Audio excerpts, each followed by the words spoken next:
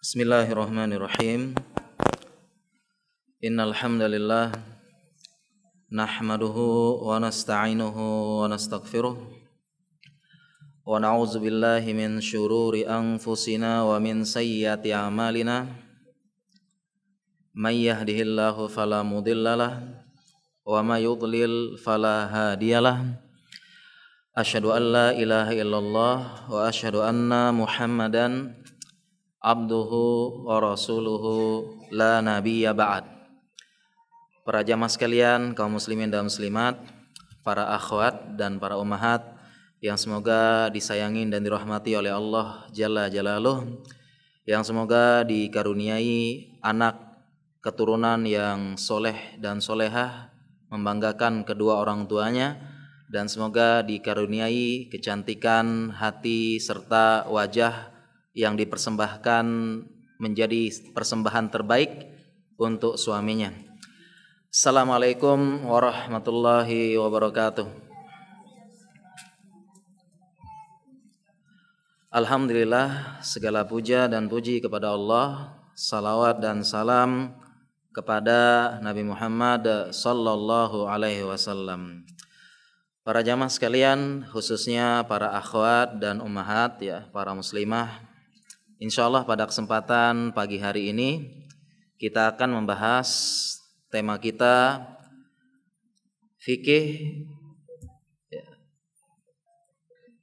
terkait dengan wanita, ya, khususnya terkait dengan kecantikan. Dan kita khususkan tentang beberapa pembahasan fikih kontemporer terkait dengan kecantikan wanita di bidang kesehatan dan kedokteran. Sejatinya pembahasan ini, ya, banyak yang perlu kita bahas, ya, karena saya sudah menulis buku khusus, ya, tentang fikih kesehatan kontemporer wanita, ya, yang halamannya hampir 400. Kemudian di situ saya membahas hal-hal kesehatan wanita dan kita khususkan yang kontemporer. Khusus di bidang kesehatan, kecantikan, ini pembahasan kontemporernya cukup banyak.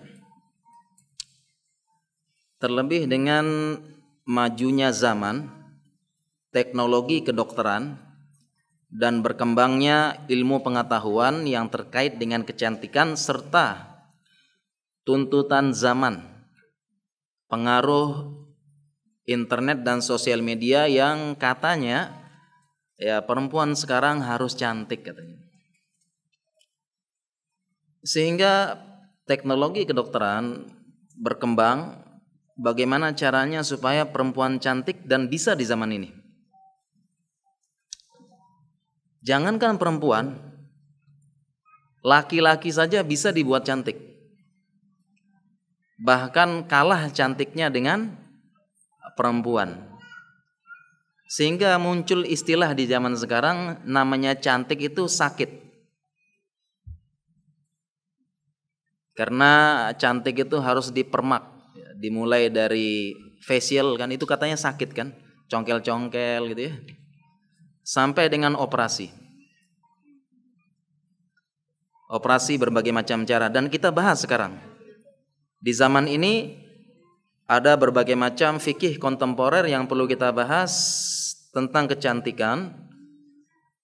Contohnya misalnya sangat banyak.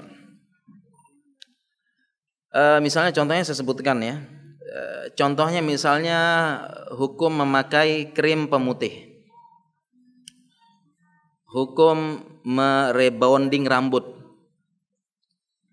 hukum suntik vitamin C plus kolagen. Kemudian yang ngetren lagi hukum menggunakan serum plasma darah, atau dalam ilmu kesehatan disebut dengan PRP, plasma rich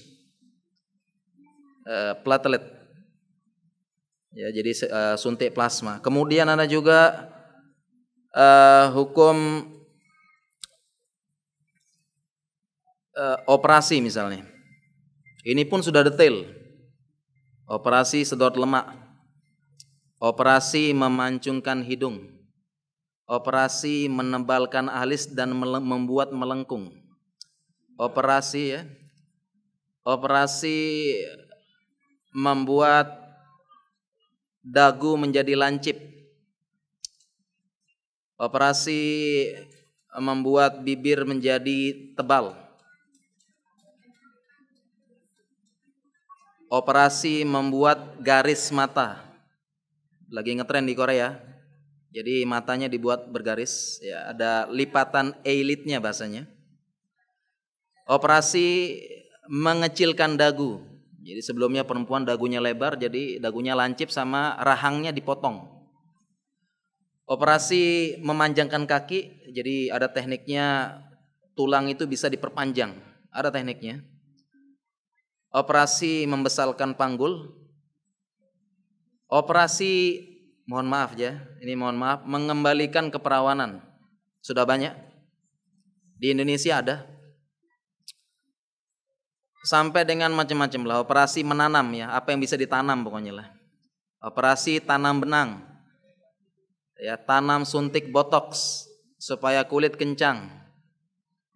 Kemudian yang sedang ngetren sekarang ada suntik, ya, kan yang biasa yang modalnya kurang gede mah biasanya suntik vitamin C sama kolagen, ya. Paling 100.000 lah, 200.000 secara berkala. Sekarang ada suntik yang suntikannya ini sekitar sekali suntik 30 sampai 50 juta. Ya, suntiknya cara kerjanya adalah mematikan beberapa sel-sel pigmen kulit yang intinya menghentikan produksi pigmen kulit sehingga kulitnya menjadi putih. Luar biasa, ya, banyak sekarang, ya. Dan yang lain-lain, ya, subhanallah, sangat banyak. Ya, agar perempuan bisa cantik. Jadi katanya sekarang kalau mau cantik itu, ya, UUD, ya, ujung-ujungnya duit.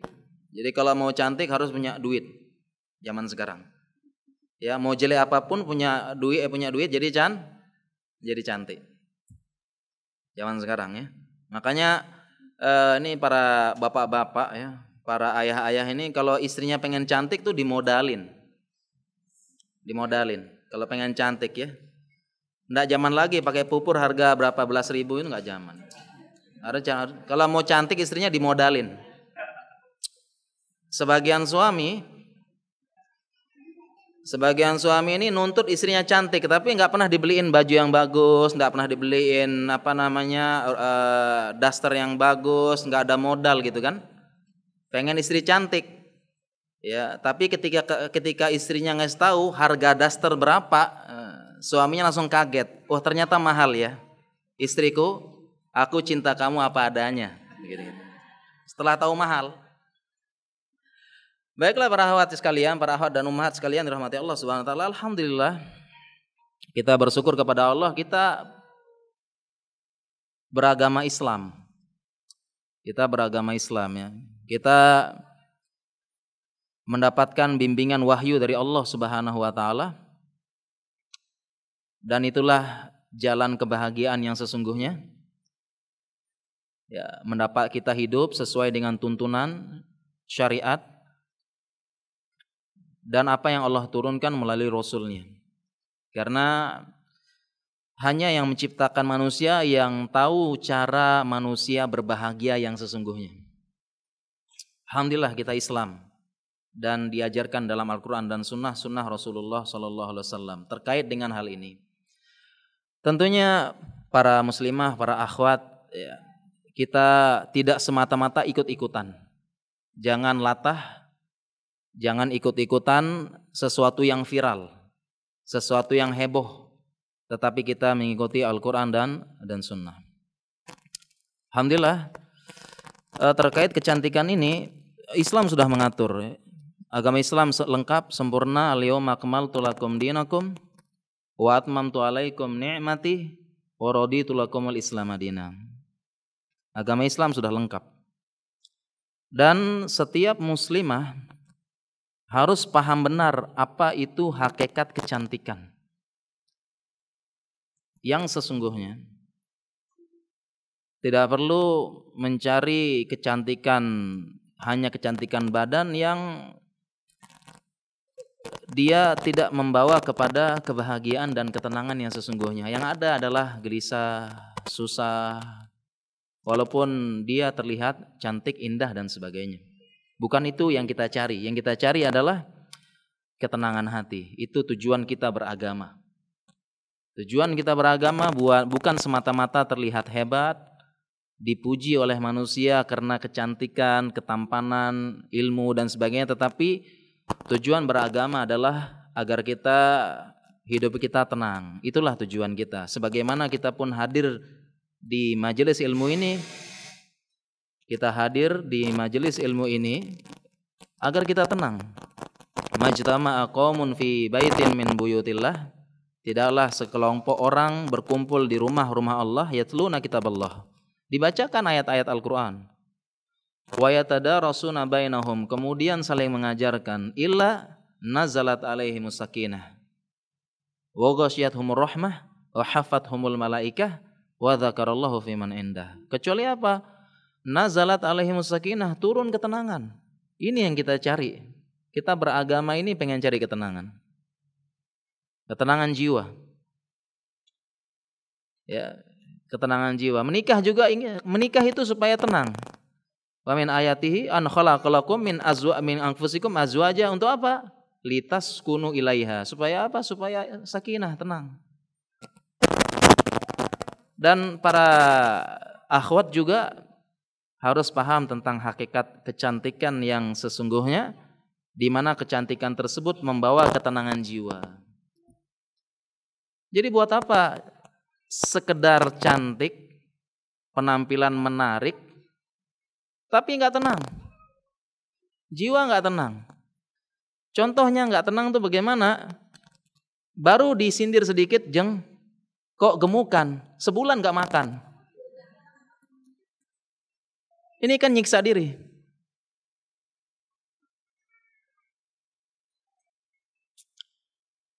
Nggak tenang, nggak membawa ketenangan, kecantikan. Baru dibilang sedikit, jeng, kok agak kusem sedikit, langsung cari kaca. Mana kaca? Kaca, cari kaca ya. Habis itu langsung langsung stres, mikirin terus,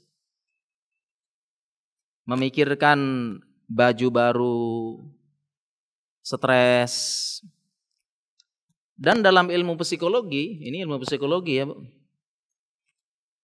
Ternyata para wanita ini, mereka pengen cantik, para wanita itu pengen cantik bukan semata-mata ingin dipuji, ingin dilihat oleh laki-laki. Tapi para wanita ini ingin cantik karena ada persaingan tidak sehat di antara sesama wanita. Ini ada psikologinya nih. Dia ndak ikhlas temannya lebih cantik daripada dia harus lebih cantik.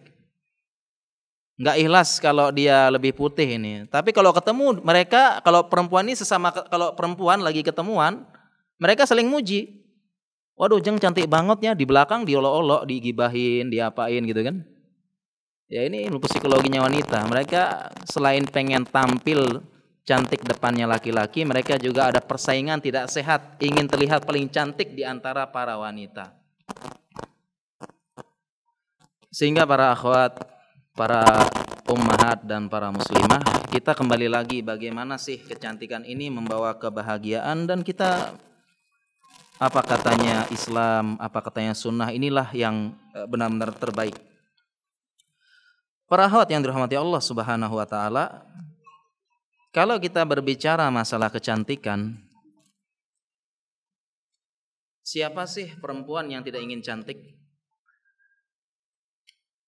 Semua perempuan tabiatnya ingin cantik. Bahkan ini adalah fitrahnya perempuan, siapapun itu.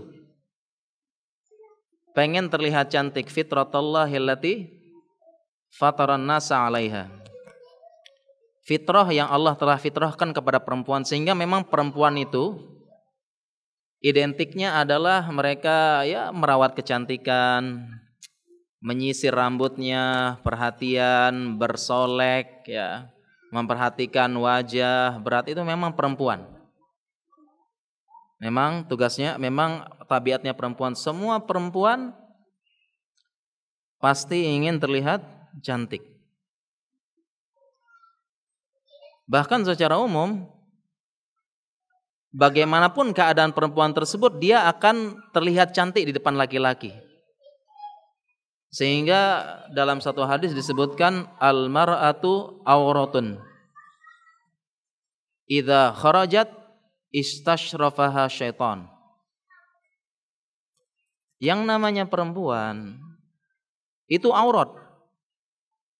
Kalau perempuan keluar, maka setan akan istashrafa, akan menghias-hiasi. Ya, penjelasan hadis ini yuzayyinuha, setan menghias-hiasi. Dari hadis ini ada beberapa poin. Yang pertama, semua perempuan itu pasti depan laki-laki cantik.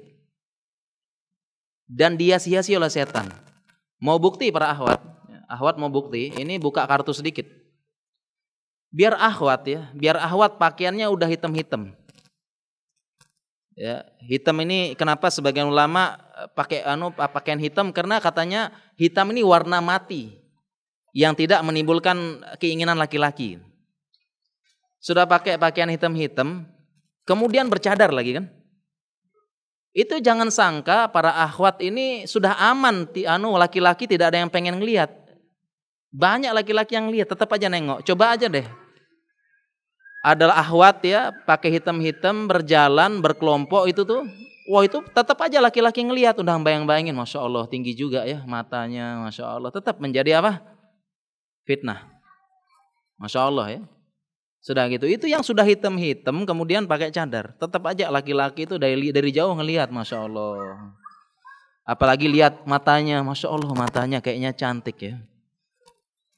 Ya, subhanallah ya. Tapi pas lihat di IG-nya wajahnya astagfirullah gitu, misalnya gitu ya.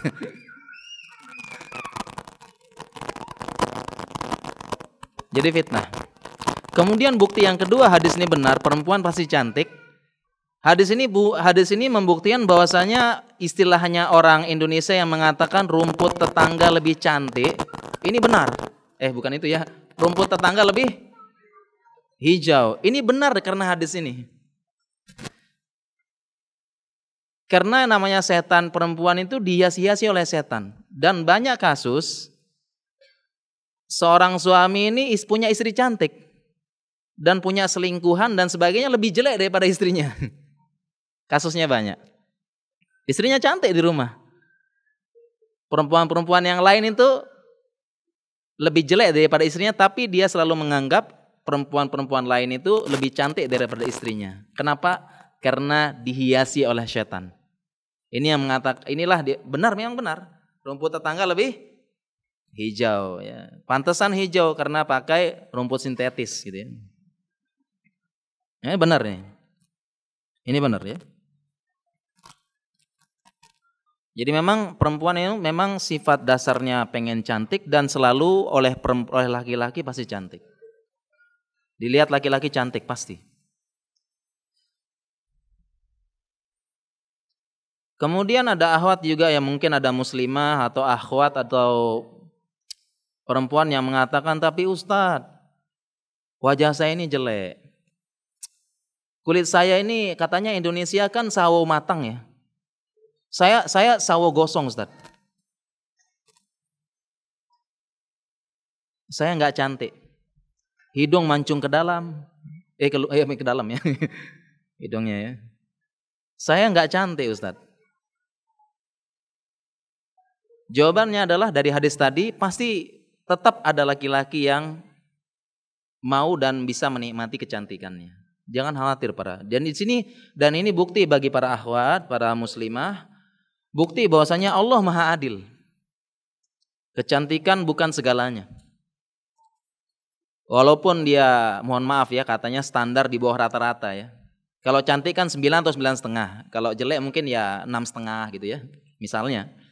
Jangan khawatir, tetap saja laki-laki tetap ada yang mau. Itu sudah, karena telah diciptakan cantik.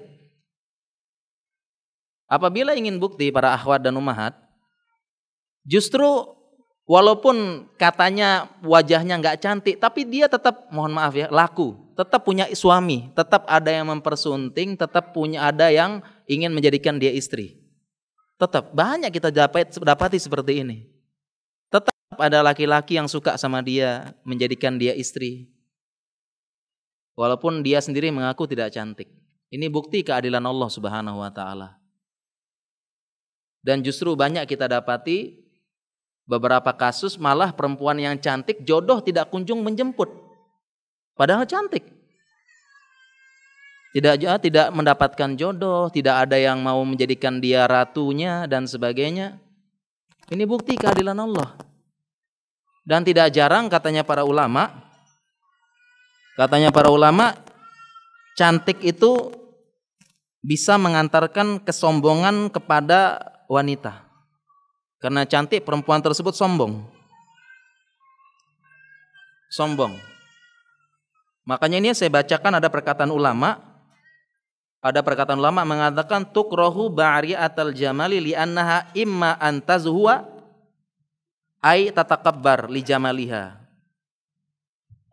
Sampai ada ulama yang mengatakan hati-hati, bisa makruh menikahi wanita terlalu cantik. Kenapa? Bisa jadi dia terlalu sombong. Kemudian yang kedua, antabda al-ayun ilaiha, banyak mata yang menoleh. Jadi bisa jadi ini bukti keadilan Allah, kecantikan itu bukan segalanya. Kecantikan wajah. Jangan bersedih para akhwat, mungkin ada yang diciptakan mungkin wajahnya tidak menarik, kulitnya tidak menarik, kusam lah tadi ya, sawo gosong gitu ya. Ini jangan khawatir, Allah benar-benar adil. Keadilan Allah Subhanahu wa taala. Bahkan yang tadi kita bilang banyak yang cantik, bagus, jodoh tidak kunjung datang. Karena bisa mengantarkan kepada kesombongan. Mungkin bisa jadi ketika umur 20-an itu banyak yang ngelamar. Setiap banyak yang ngelamar dia tanya, siapa lo? Siapa bapak lo? Gitu kan? Dia tolak semua yang melamar. Lama-lama umur sudah menjadi 30 tahun. Sudah 35, waktu mengalir terus. Akhirnya lama-kelamaan dari siapa lo, siapa bapak lo, karena sudah lama-lama siapa aja deh yang mau nikahin gue gitu ya. Nah, para akhwat, para muslimah yang semoga dirahmati oleh Allah Subhanahu wa taala. Sekarang apa yang dimaksud dengan cantik ya? Cantik menurut syariat ya, itu disebutkan dalam suatu hadis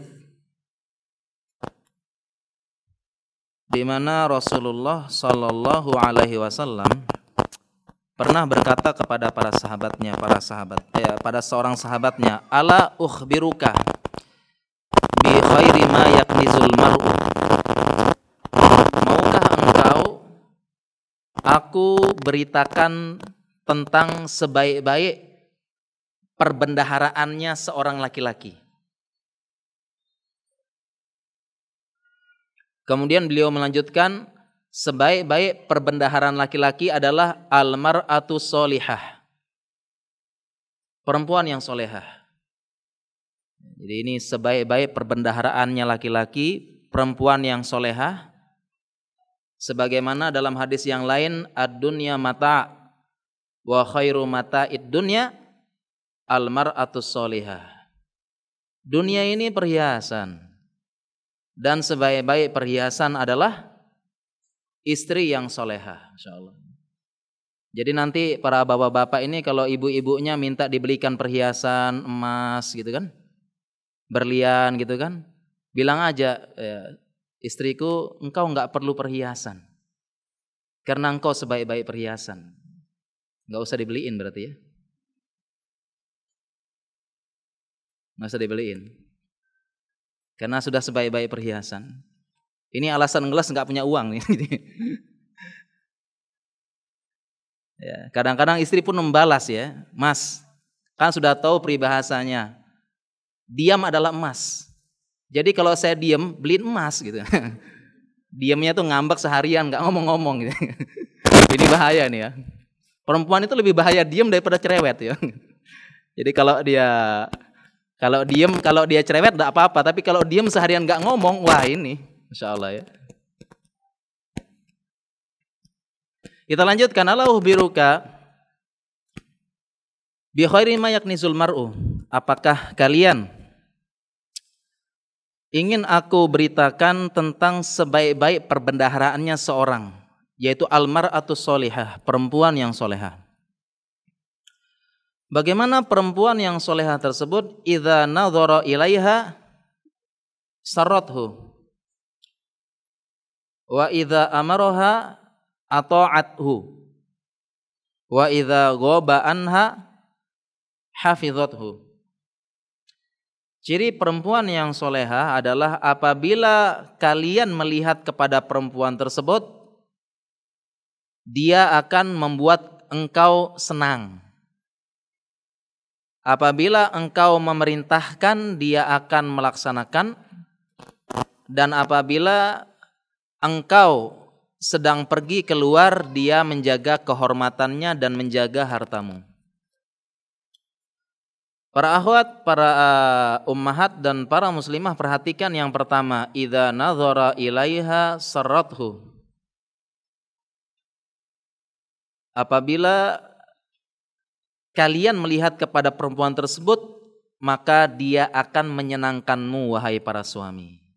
Nah, para akhwat sekalian, inilah definisi cantik dalam syariat. Yaitu setiap dilihat selalu menyenangkan. Baik itu menyenangkan dari sisi akhlaknya, perangainya, mimik wajahnya, keceriaannya, senyumnya, ketaatan pada suami, penghormatan kepada suami, sehingga suami senang. Dan subhanallah, ternyata para akhwat dan para ummahat, hadis ini sangat benar. Sangat benar. Yang diharapkan laki-laki bagi perempuan adalah bagaimana setiap dia melihat, dia menyenangkan. Maka dia akan cantik, suami akan melihatnya selalu cantik, suami senang melihat sama dia, suami merindukan kalau sedang di luar pengen cepat pulang, dan suami menaruhnya dalam kedudukan khusus dalam hatinya. Itu kalau setiap perempuan dilihat oleh suaminya selalu menyenangkan. Ini yang disebut dengan kecantikan hati. Karena kecantikan wajah membuat mata menatap, tapi kecantikan hati membuat hati menetap. Ini yang disebut kecantikan sejati. Para akhwat ya. Jadi bagaimana bisa suaminya senang ketika setiap melihat. Dan ini terbukti nyata. Betapa banyak suami yang punya istri cantik. Ya, atau misalnya istrinya cantiknya seperti artis. Seperti artis ya, pemeliharaannya bagus. Ya.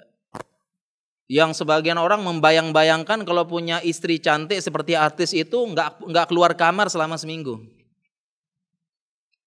Tapi subhanallah, ternyata istri secantik kayak gitu ya tidak hampir berapa minggu, berapa bulan terdengar berita ternyata cerai. Padahal cantik luar biasa. Menjadi idaman dan bayang-bayang laki-laki. Sampai-sampai kalau artisnya nikah, dia bilang hari putus hati nasional gitu-gitu ya. Tapi subhanallah dapat berita cerai. Mau bagaimanapun cantiknya, kalau suami sedang marah, ngelihat pun males. Bahkan sampai keluar rumah. Jadi ini intinya. Kecantikan. Bagaimana dipandang menyenangkan. Sarrat. Ini perlu diperhatikan para akhwat ummahat. Dan ini bukti keadilan Allah.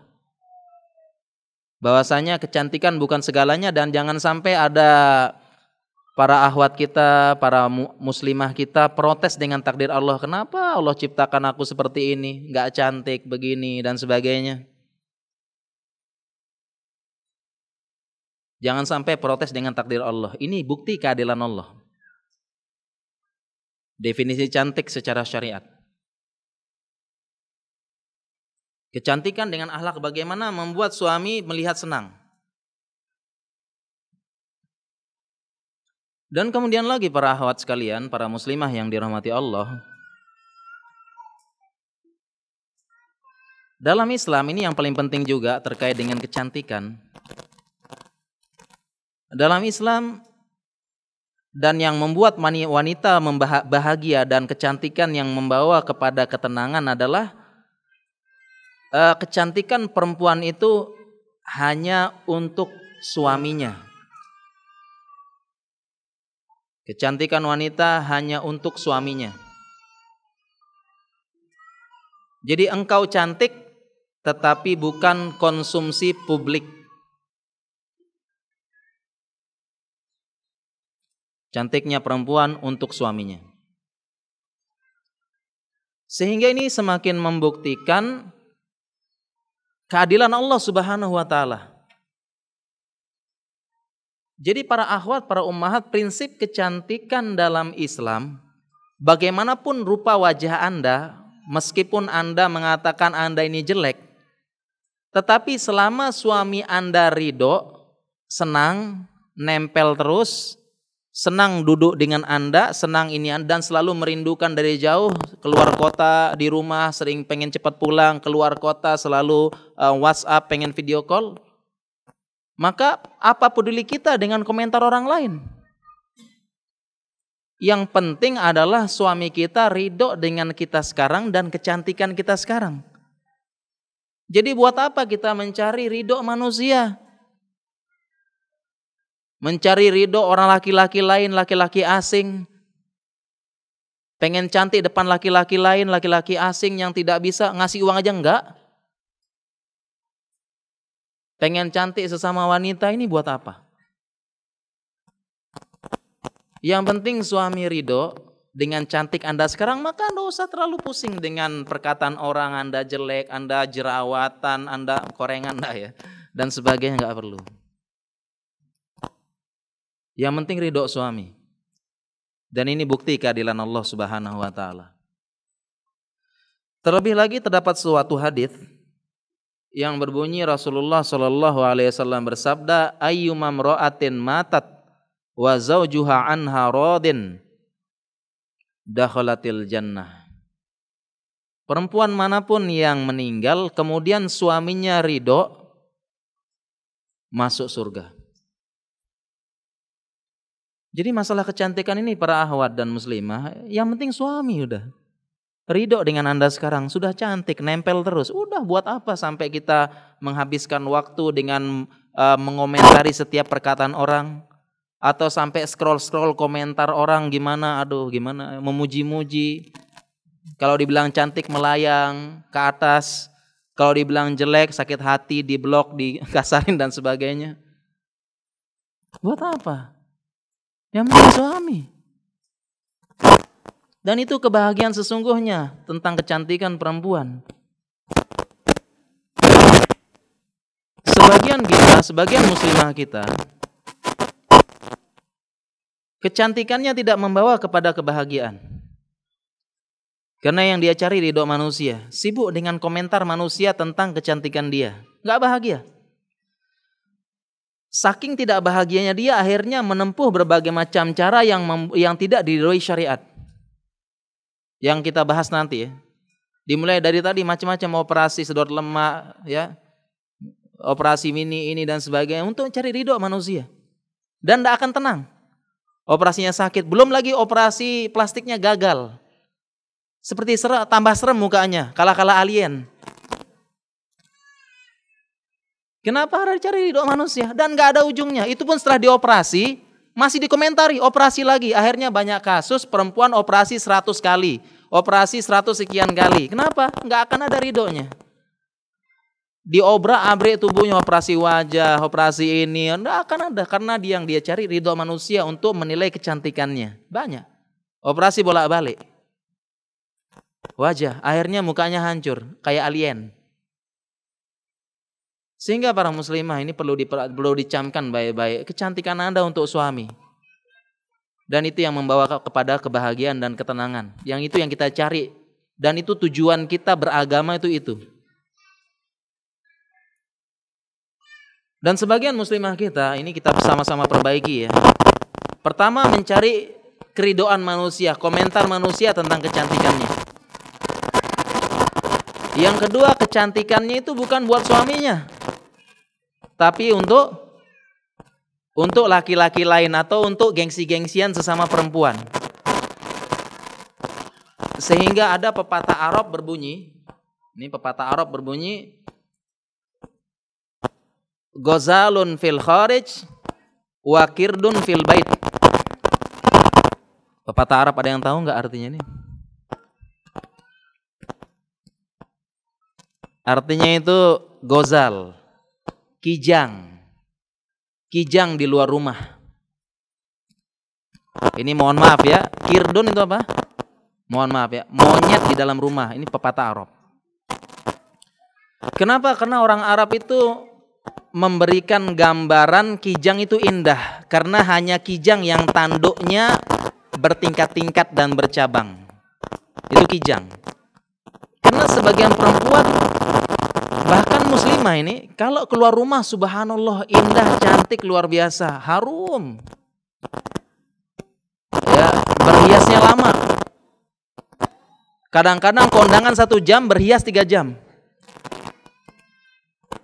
Kemudian ketika waktu sholat, itu berwudunya cuma gini-gini aja. Takut luntur. Itu sah apa enggak ya? Enggak tahu ya. Makanya katanya kan carilah perempuan yang kecantikannya tidak luntur ketika wudu. Jadi kalau di luar rumah subhanallah ya, cantik, harum, berhias, yang pakaiannya kemudian pakaian yang bagus, yang menarik, yang cerah, yang ini ya, yang bagus. Apalagi yang tidak beragama Islam keluar seksi ya, menonjolkan apa yang bisa ditonjolkan. Dia ingin membuktikan masa depannya cerah dan latar belakangnya baik. Dia ingin membuktikan itu, menonjolkan apa yang bisa ditonjolkan, subhanallah.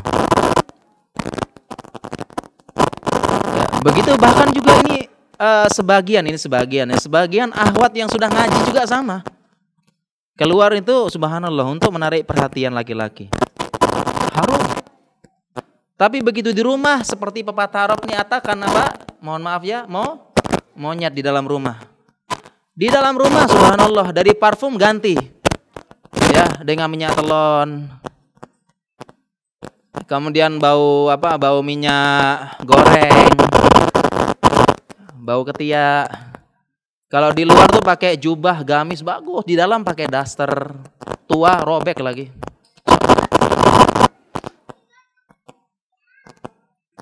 Kalau setiap keluar rumah mandi, di dalam rumah nggak pernah mandi, apalagi musim liburan, nggak pernah mandi, nggak pernah rambutnya nggak terureh dan insyaallah. Padahal yang paling berhak adalah suami, dan itu yang mengantarkan kepada kebahagiaan yang sesungguhnya. Ini kecantikan yang sesungguhnya yang perlu diketahui oleh para akhwat dan ummahat. Kecantikan yang membawa kepada ketenangan diri.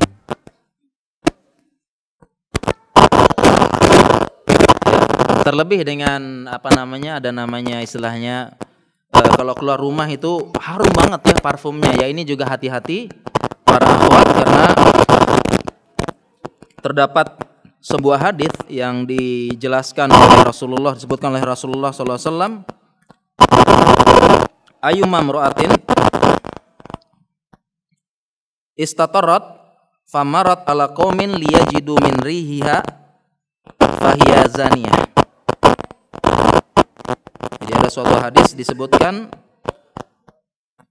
wanita mana saja yang dia istatarat memakai wangi-wangian, kemudian melewati melewati suatu laki-laki dan kecium baunya, maka katanya Rasulullah SAW, fahiya zaniyah, dia ini mohon maaf ya, pelacur. Ini mohon maaf sekali lagi, yang mengatakan siapa? Rasulullah SAW. Jadi perempuan yang harum banget kemudian melewati laki-laki, didapatin harumnya, itu katanya Rasulullah SAW yang mengatakan demikian. Mengapa bisa demikian? Ada berapa faedah dari hadis ini. Yang pertama, karena yang namanya harum-haruman bisa membangkitkan syahwat laki-laki dalam sekejap. Apalagi dalam ilmu psikologi, laki-laki itu dalam hitungan detik bangkit syahwatnya. Sedangkan perempuan perlu proses. Ya, perlu suasana dulu, perlu mood dulu, dipuji-puji baru bisa. Laki-laki enggak. Ya. Bisa. Jadi hati-hati. Kemudian fikih kedua terkait hal ini agar tidak paham para akhwat. Apakah perempuan tidak boleh pakai harum-haruman sama sekali? Jawabannya tidak secara mutlak. Karena di zaman Rasulullah SAW itu parfum ada dua. Pertama, parfum untuk laki-laki itu tidak berwarna tetapi wanginya kuat. Sedangkan parfum untuk perempuan itu umumnya berwarna tapi wanginya tidak terlalu kencang. Makanya ada sahabat Abdurrahman bin Auf itu ketahuan baru nikah. Kenapa? Karena bajunya ini berwarna, ketempelan parfumnya perempuan. Sehingga sebagian para akhwat ya, para ummahat ada yang salah paham dengan hadis ini, yang mengatakan bahwasanya perempuan itu haram secara mutlak memakai parfum. Ini ada yang salah paham, sehingga ada yang pergi kajian nggak pakai parfum sama sekali, nggak pakai penetral bau, jadi bau luar biasa. Jadi kalau perempuan sekedar mohon maaf ya pakai roll on itu untuk menetralkan bau ketek itu boleh, bahkan harus. Kasihan di kajian nanti ngumpul-ngumpul gitu ya. Nanti akan keluar nanti bau-bau yang itulah. Jadi boleh pakai roll on, sekedar netralin bau yang enggak terlalu harum tuh boleh. Ini perempuan nih para akhwat. Kemudian para akhwat yang dirahmati Allah Subhanahu wa taala, sebenarnya saya ini pengen bahas ukuran kecantikan tuh gimana. Ya, ini waktu kita masih panjang nggak ya? Masih ya? Hah? Setengah jam lagi? 1 jam lagi? Oh masih lama berarti ya, kalau gitu santai ya. Baiklah, saya ingin ceritakan satu lagi ya tentang ukuran kecantikan. Biar para akhwat ini tahu, supaya nggak ngebet pengen cantik banget, akhirnya melanggar syariat. Bahwasanya cantik bukan segalanya. Biar tahu. Ini saya ceritakan tentang ukuran kecantikan.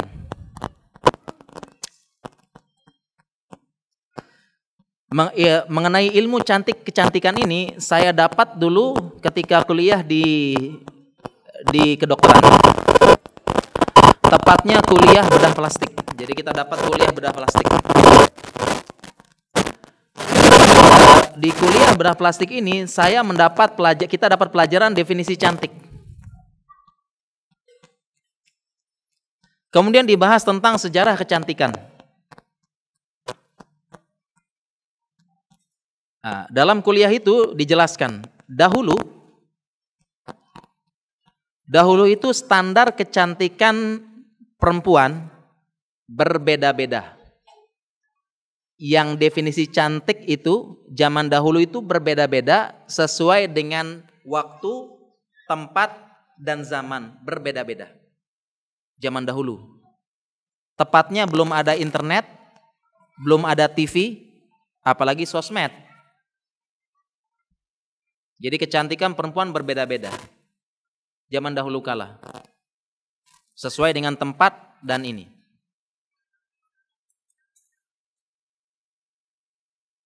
Contohnya misalnya. Contohnya ya.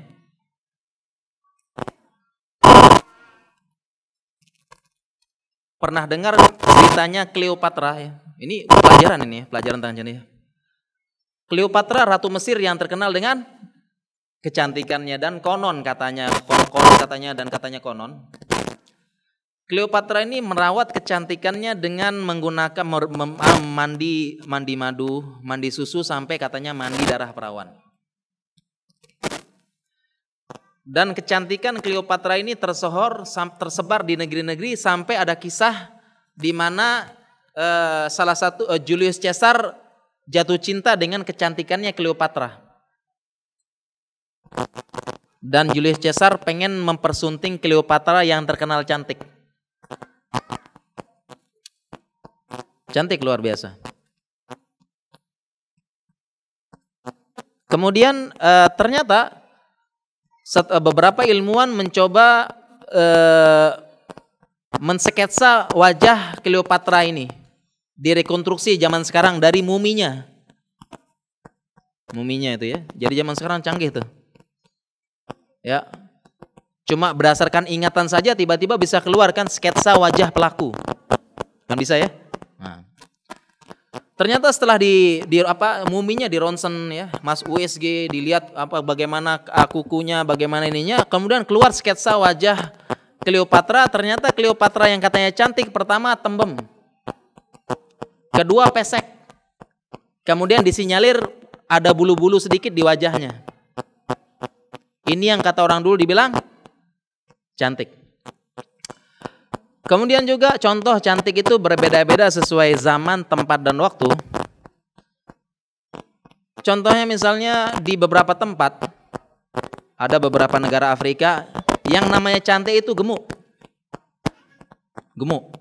Sehingga beberapa pengantin baru itu sebulan sebelumnya dikarantina, dikasih makan yang banyak supaya gemuk, baru diserahkan pada suaminya. Kemudian di beberapa tempat cantik itu ada yang bilang di beberapa tempat cantik itu lehernya panjang. Jadi ada beberapa suku itu yang lehernya dipanjangin pakai Pakai kalung. Semakin panjang semakin cantik katanya.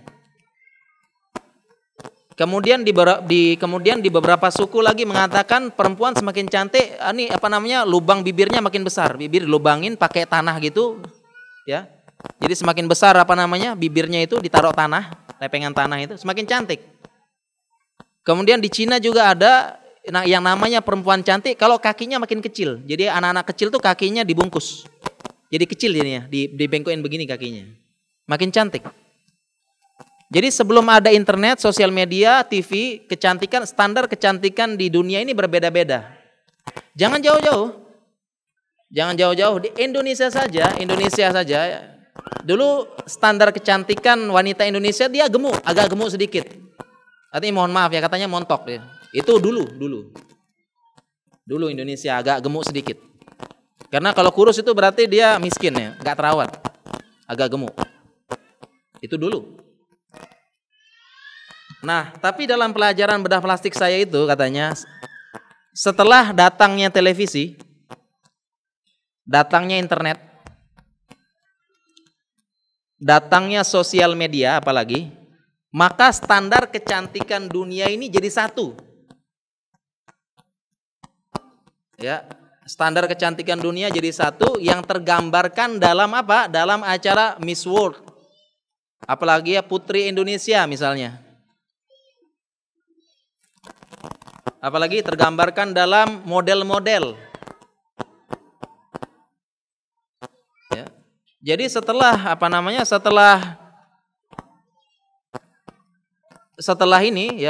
setelah ada internet, TV, sosial media, itu standar kecantikan dunia jadi satu. Karena yang namanya cantik dilihat model. Sehingga standar kecantikan perempuan di zaman sekarang ini sama semuanya, seluruh dunia sama. Yaitu pertama semampai. Semeter tak sampai, enggak ya. Pertama semampai, yang kedua rambutnya panjang bergelombang lebat. Yang kedua putih mulus. Yang ketiga kurus. Yang keempat alis agak tebal sedikit, melengkung. Yang kelima bibir agak tebal sedikit. Yang keenam dagu lancip. dan sebagainya.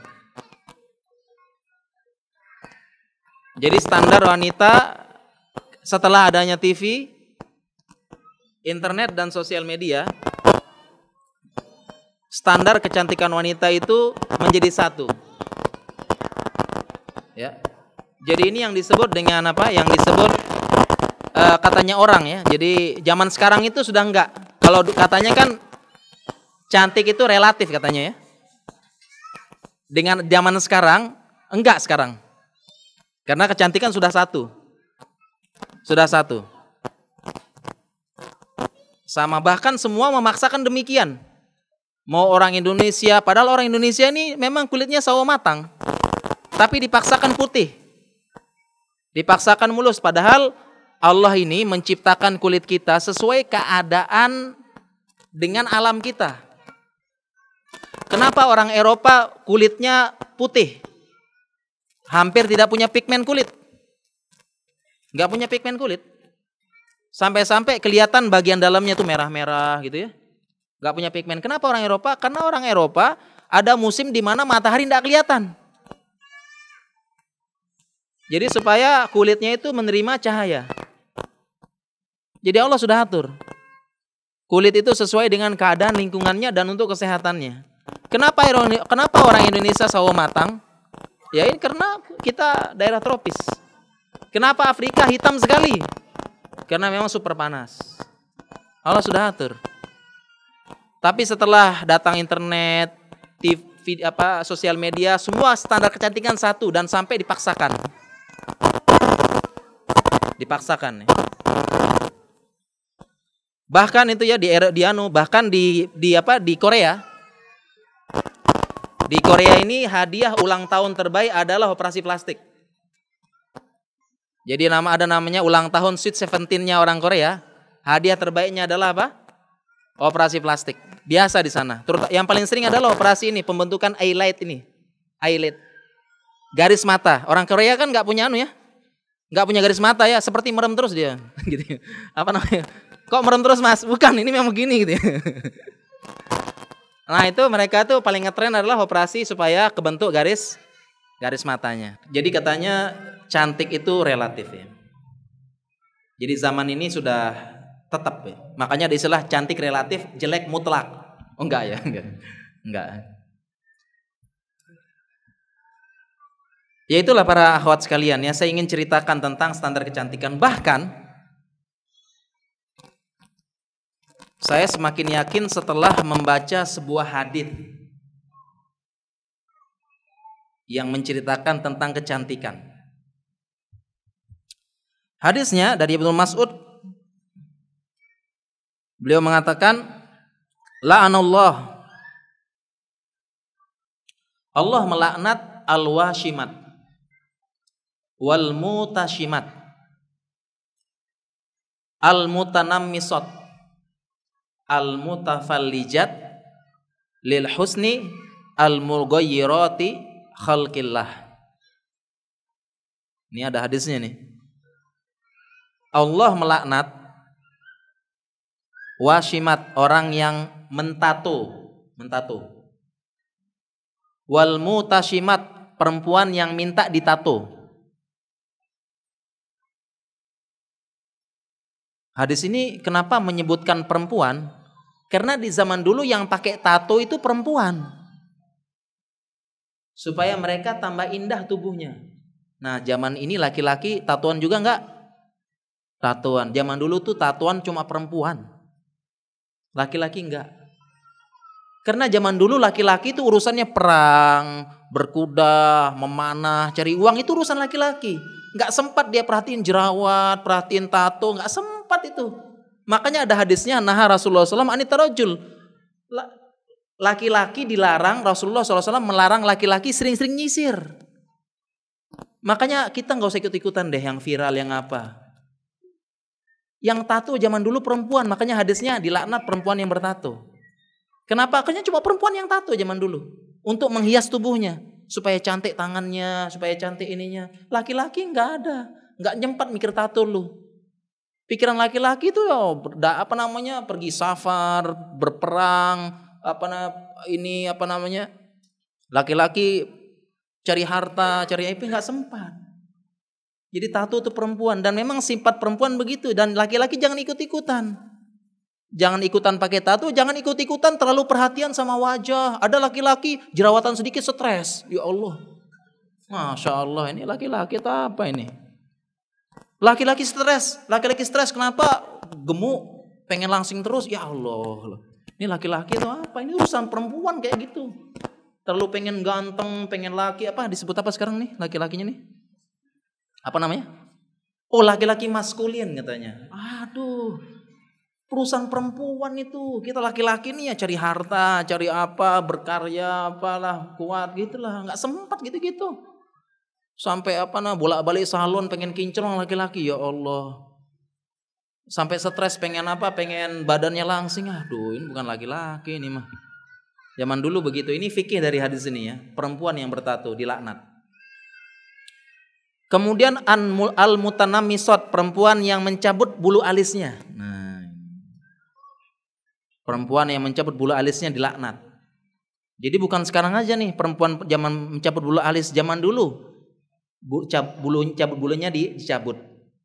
Kemudian setelah dicabut dia apa? Digambar. Disulam namanya, sulam alis ya, supaya melengkung. Setelah dicabut disulam. Jadi subhanallah ternyata perempuan ini di wajahnya banyak kepalsuan. Bulu mata palsu, alis palsu, kemudian bibirnya palsu karena digambar dan sebagainya. Semua banyak kepalsuan. Giliran dicampakkan laki-laki, perempuannya protes, cintamu palsu. Masya Allah ya. Perempuan begitu ya, Masya Allah ya. Kadang ini aurat ditampakkan, gigi kemudian rok berkibar-kibar, gigi dipagar gitu ya. Nanti kita bahas hukumnya behel ya. Aurat ditampakkan ya, rok berkibar-kibar. Kemudian ketika laki-laki melirik, Mas tolong dijaga pandangannya Mas. Ini Masya Allah ya. Ini perempuan ini. Ya.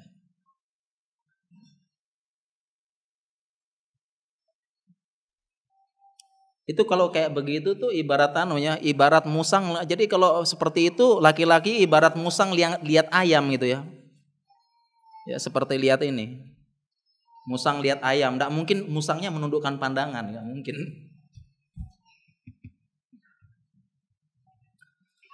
Itu al-mutanammisat. Kemudian yang penting lanjutan hadis ini adalah al-mutafallijat.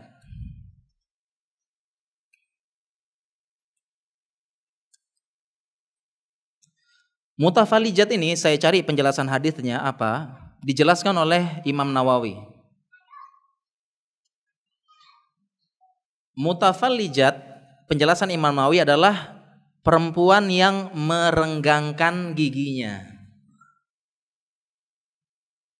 Perempuan yang merenggangkan giginya. Pertama saya baca ini buat apa ini?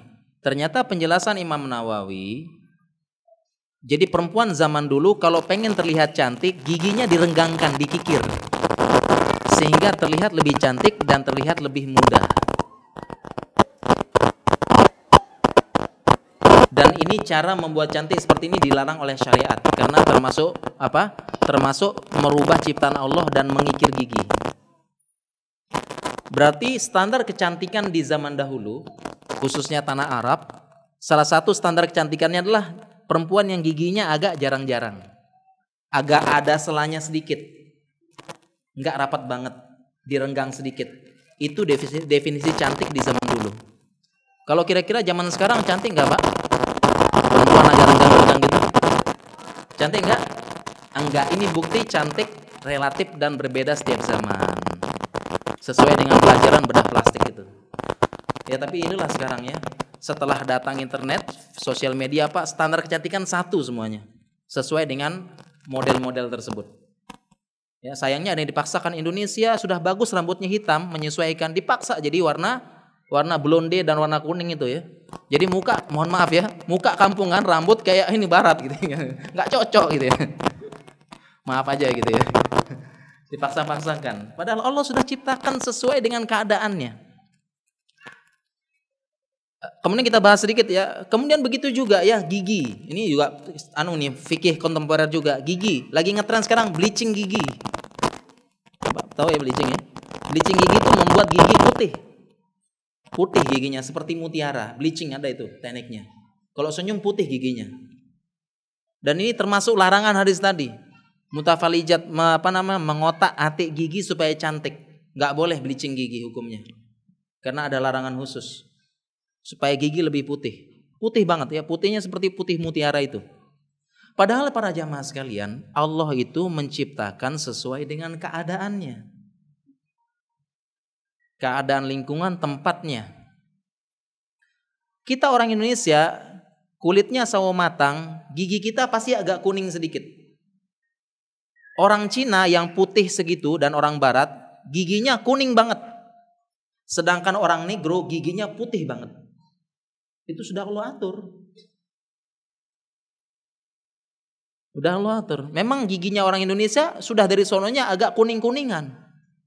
Jadi nggak usah bleaching-bleaching lagi. Dipaksain. Ya, dan bleaching duitnya banyak gitu ya. Berat. Dari hadis ini juga kita bahas. Kita bahas fikih tentang kecantikan. Tadi sudah ya hukum bleaching gigi ya, enggak boleh. Kemudian hukum selanjutnya adalah hukum memakai behel. Tahu behel ya? Apa? Kawat gigi. Hukum behel ini dibagi jadi dua. Yang pakai kawat gigi. Pertama, behel atau kawat gigi supaya giginya rata. Artinya tujuannya adalah untuk pengobatan. Maka ini hukumnya boleh. Yang kedua, kalau pakai behel kawat gigi hanya untuk sekedar kecantikan. Enggak ada indikasi medisnya, hanya untuk kecantikan. Karena memang kelihatan lebih cantik dan lebih masa kini. Wanita modern kan, karena warna behel udah macam-macam ya. Kuning, hijau, merah. Bisa taruh emas, bisa taruh mutiara. Biar lebih cantik katanya pakai behel. Padahal tidak ada indikasi medis. Maka ini hukumnya haram. Yang pertama, karena mengotak-atik gigi, sejalan dengan hadis tadi, mutafalijat dilaknat. Yang kedua, mau tidak mau dia akan berhias untuk orang ajnabiyah juga. Berhias untuk semua lihat, laki-laki juga ngelihat ke dia. Jadi pasang gigi, pasang kawat gigi, pasang behel kalau semata-mata untuk kecantikan dan berhias hukumnya haram. Tidak boleh, apalagi sekedar viral ikut-ikutan. Dan memang aslinya behel ini dalam ilmu kedokteran itu memang untuk memperbaiki susunan gigi.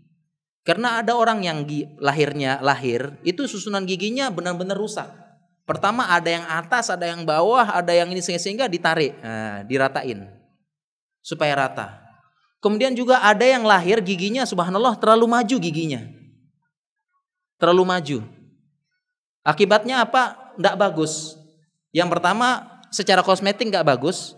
Yang kedua mulutnya selalu terbuka karena terlalu maju. Kalau mulut selalu terbuka maka rongga mulut kering terus. Ini bahaya secara kesehatan. Terlalu maju. Ada ya orang terlalu maju ya.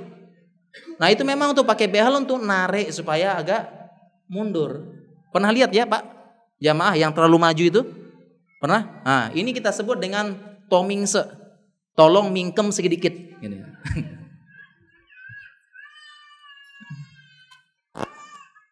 Ya. Jadi nggak boleh ya. Jadi para akhwat ya, para muslimah itu nggak usah ikut-ikutan ya pakai behel, pakai apa untuk sekedar cantik. Yang lebih mengherankan ini laki-laki pengen ganteng pakai behel, ya Allah. Tadi sudah kita bahas di hadisnya tadi kan. Cantik ini urusan perempuan ya. Laki-laki nggak usah sampai apa ya ngabisin waktu, sampai stres, sampai apa kayak pengen ganteng, pengen maskulin, nggak benar. Ya. Nah Rasulullah SAW Rasulullah SAW melarang laki-laki sering nyisir. Padahal Rasulullah SAW diriwayatkan selalu membawa apa? Sisir. Tapi beliau sesekali aja nyisir. Dan rambut beliau itu panjang.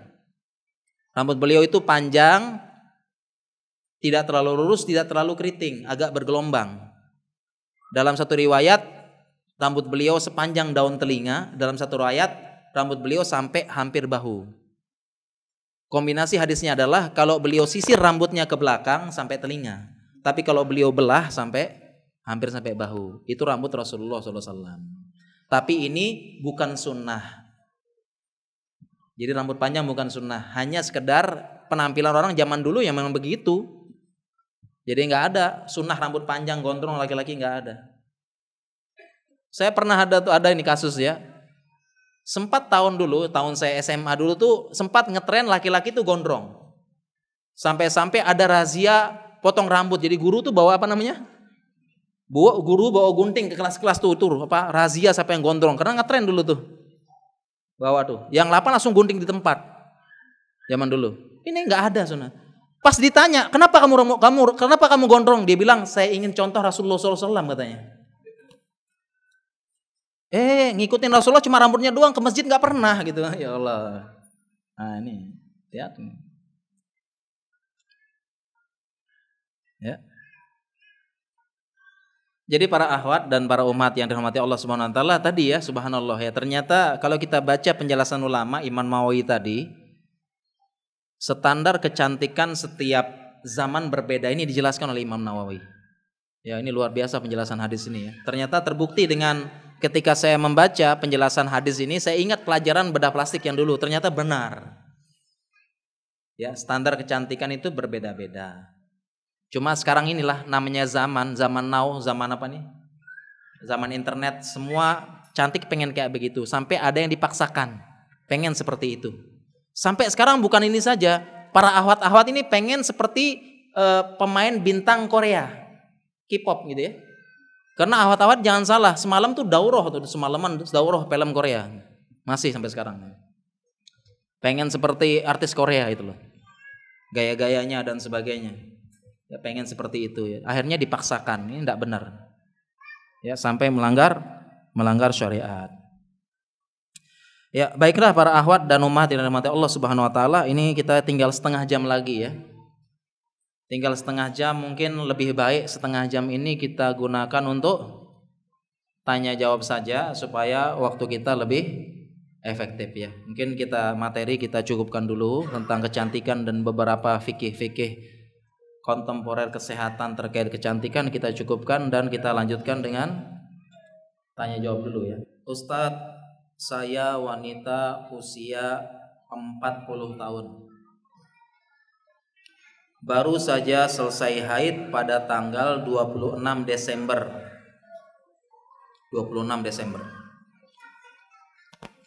Lalu tanggal 6 Januari keluar darah mirip darah haid. Namun tidak sebanyak darah haid. Tetapi warna dan baunya sama.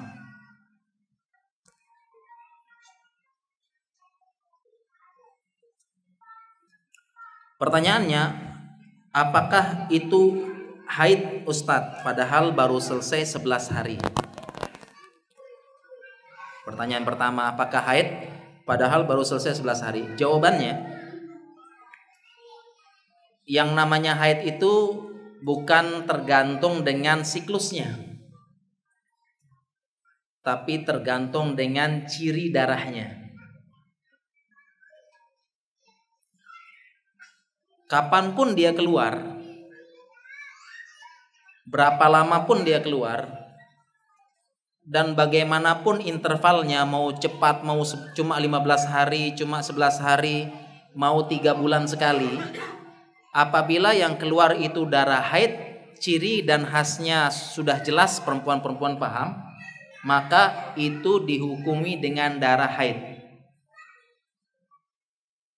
Meskipun dia cuma keluar 1 hari, meskipun dia keluar selama 30 hari, meskipun jarak intervalnya cuma 5 hari, meskipun jarak intervalnya setiap 6 bulan sekali. Ini pendapat terkuat dari semua pendapat yang disampaikan oleh Ibnu Taimiyah La hadda li aqalliha wala li aktsariha. Tidak ada batasan haid itu berapa lama, pendek panjangnya, nggak ada. Semua kembali kepada ciri darah haid tersebut.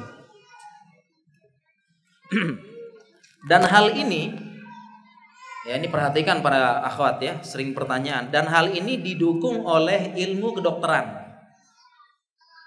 Ya ini jadi ilmu kedokteran bukan dalil ya, tapi mendukung dalil yang sudah ada. Dan hal ini didukung oleh ilmu kedokteran. Kenapa? Dalam ilmu kedokteran memang ada seperti itu. Ada namanya istilahnya brachymenorrhea, yaitu haid memendek dari normal. Haidnya memendek dari normal. Karena normalnya perempuan itu haidnya 3 sampai 10 hari. Sebagaimana para ulama juga mengatakan al-adah, adatnya adalah dari salah satu ayam hatta asyrat ayam. Katanya ulama, itu lama haidnya normal seorang perempuan 3 sampai 10 hari dan rata-ratanya 6 sampai 7 hari. Rata-ratanya demikian. Itu normalnya. Tapi kalau kasus brachymenorrhea itu haidnya memendek, paling cuma 2 hari haid, selesai terus. Haidnya cuma berapa lama? 2 hari. Ini ada dalam ilmu kedokteran dan orangnya ada, faktanya ada. Makanya istilahnya ada. Haidnya cuma berapa, Pak? 2 hari, Pak. Kalau haid 2 hari suami merdeka. Merdeka ini. Bahkan juga ada juga yang dia dalam ilmu kedokteran haid memanjang, namanya menorragi. Itu haidnya bisa 15 sampai 20 hari. Ini kalau suami dapat seperti ini, subhanallah ya, fasobrun jamil. Kalau dapat haid berapa? 15 sampai 20 hari. Banyak-banyak berpuasa sunnah aja, Pak. Fasobrun jamil dalam Al-Qur'an. Kemudian dalam ilmu kedokteran juga ada yang disebut dengan polymenorrhea. Siklusnya memendek dari normal.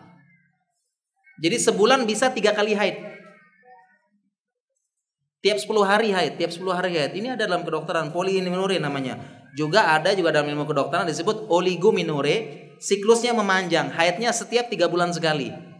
Ada juga haidnya 6 bulan sekali. Bahkan ada setahun sekali. Wah, ini lebih merdeka lagi nih, Masya Allah ya. Masya Allah. Haidnya. Dan ini banyak faktor. Banyak faktor, terutama faktor hormon dan sebagainya. Bahkan saya pernah periksa ke dokter. Ini dokter perempuan spesialis kandungan.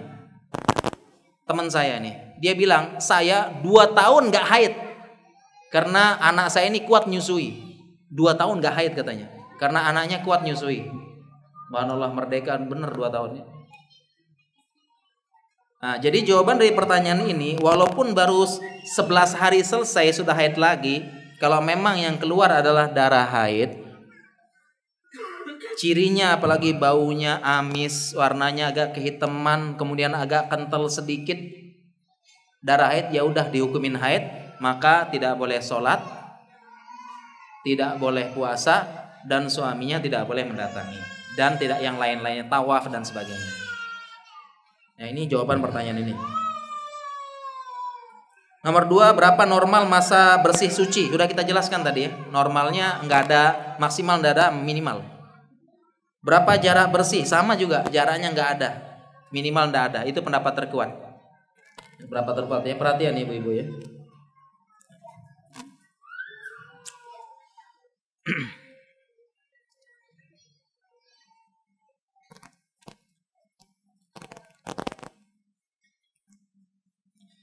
Ustadz, bagaimana jika kita memasang gigi palsu yang permanen? Bagaimana hukumnya nanti bila kita meninggal? Ya. Ini sudah dibahas oleh para ulama, termasuk hukum kontemporer nih ya. Ini sejenis dengan pernyataan, pertanyaan, ada pernyataan fatwa ulama. Kalau orang meninggal, ada orang patah tulang. Nah, patah tulang ini biasanya disambung dengan apa namanya? Pen namanya. Pen ini mahal loh, satu begini tuh beli mahal dari emas. Lebih mahal satu pen itu. Pen itu bisa puluhan juta harganya. Disambungnya pakai pen. Pertanyaannya, kalau dia meninggal itu dicabut enggak pennya? Ini ada fatwanya. Pertanyaan sejenis, Ustadz, saya pakai bahasa Indonesianya AKDR, alat kontrasepsi dalam rahim, atau bahasa Inggrisnya intrauterine device. Itu ya, pasang dalam, atau bahasa awamnya spiral. Nah, ini bahasa awam. Kalau pasang spiral itu, Ustadz, kalau meninggal dilepas apa enggak? Persis seperti ini. Jawabannya adalah semua fatwanya jawabannya tidak perlu dilepas dengan beberapa alasan. Yang pertama, akan merusak jasad. Apalagi kalau pen kan dirobek lagi. Bahkan tulangnya dipecahin sedikit, teng. Karena kalau pen sudah masuk sudah nyemen sama tulangnya. Makanya ada yang dia dibiarin, ada yang dia dicopot. Tapi rata-rata orang dibiarin. Kenapa? Nggak mau operasi lagi. Nggak mau operasi lagi untuk nyabut. Udah sekali aja udah, biarin di dalam. Konsekuensinya setiap lewat bandara, nget. Kamu bawa apa? Ngaku loh. Ngaku loh. Bawa apa lah? Enggak Pak, ini pen Pak. Ya. Rata-rata dibiarin rata-rata. Memang ada dua pilihan, dicabut lagi atau dibiarin. Tapi kebanyakan pasien dibiarin.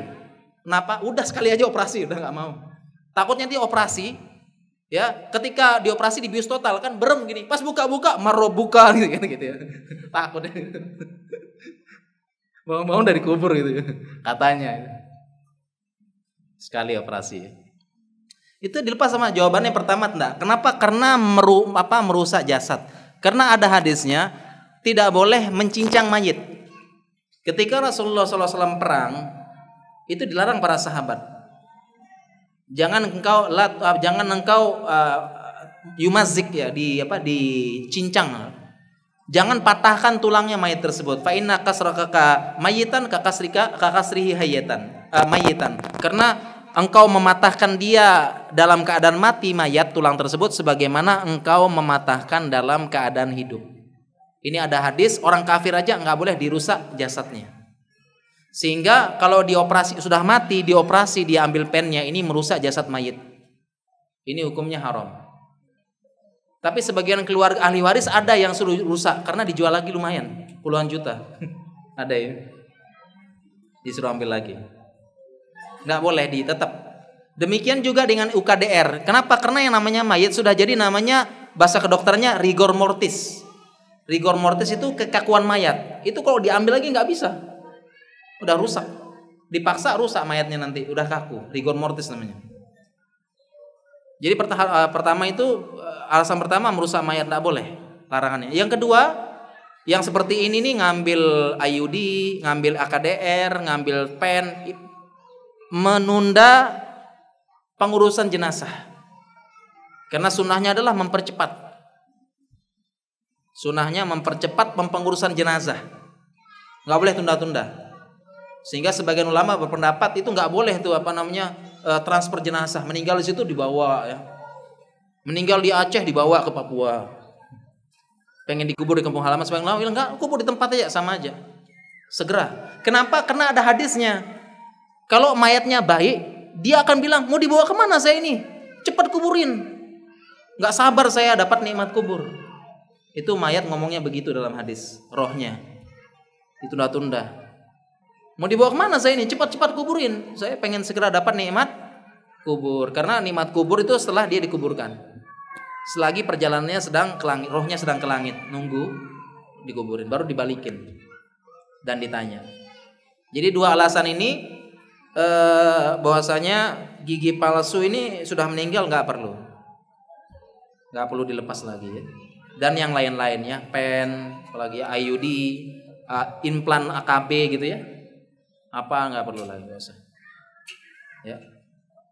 Ya, apalagi selebihnya bulu mata buatan, mohon maaf ya, dada buatan, ini jangan ya, apalagi itu ya jangan ya. Ya, jangan pernah juga gitu. Nggak perlu.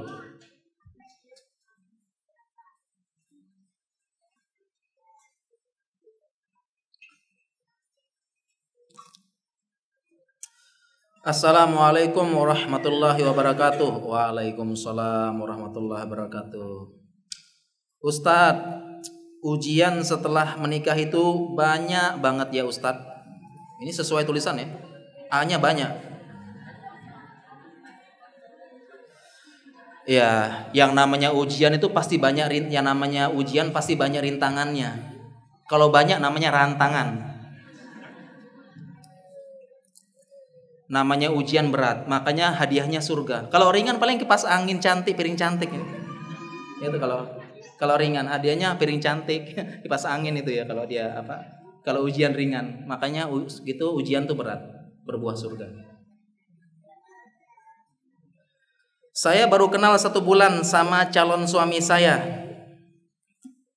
Sekarang sudah menikah. Rasanya Masya Allah. Dibisiki setan cerai terus Ustadz. Apakah saya salah memilih suami ya Ustadz?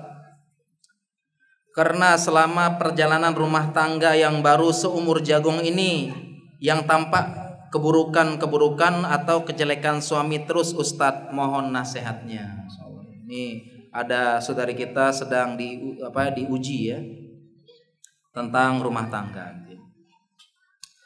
Para jamaah sekalian rahmati Allah Subhanahu wa taala. Sebenarnya kalau masalah urusan rumah tangga gitu ya,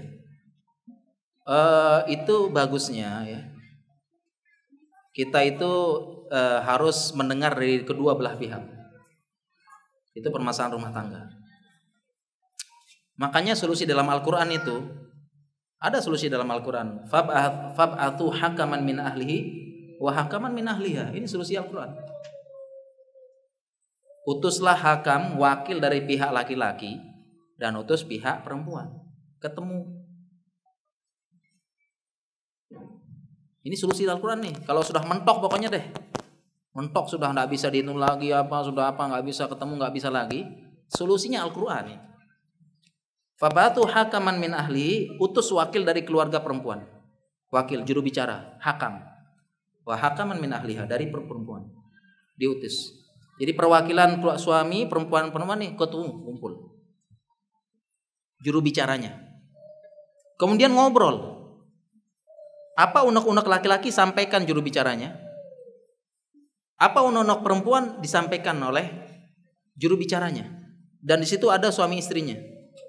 Kenapa pakai juru bicara? Karena dengan adanya juru bicara nanti ngomongnya jelas, tenang, santai, dan tersampaikan dengan baik. Karena kalau yang ngomong kedua belah pihak emosi, marah di situ, berkelahi di situ nanti. Ya, istrinya belum ngomong sudah ngos-ngosan dulu. Gitu ya, gitu. Belum apa-apa sudah ya. Jadi itu hakaman. Ini Al-Qur'an ini subhanallah. Utus masing-masing ngobrol terus. Keluarin unek-uneknya, ngobrol. Suruh juru bicaranya hakam itu yang ngobrol, biar istrinya dengar. Demikian juru bicara suami ngomong, biar juru bicara istri ngomong supaya ini ngomong semua. Apa keluhannya atau apa? Sampaikan biar nggak ada yang disembunyi-sembunyikan lagi, nggak ada. Plong semuanya di situ, keluar semuanya udah. Selesai, biar keluar, nggak ada panas-panasan simpen-simpen di luar, nggak ada. Yang akhirnya tunggu meletus. Kemudian setelah itu diselesaikan. Kemudian setelah itu dicari solusinya. Kalau sudah jelas semuanya, ini suami maunya apa? Istrinya mau apa? Itu didamaikan, dicoba difasilitasi. Selesaiin itu, biar selesai. Biar selesai.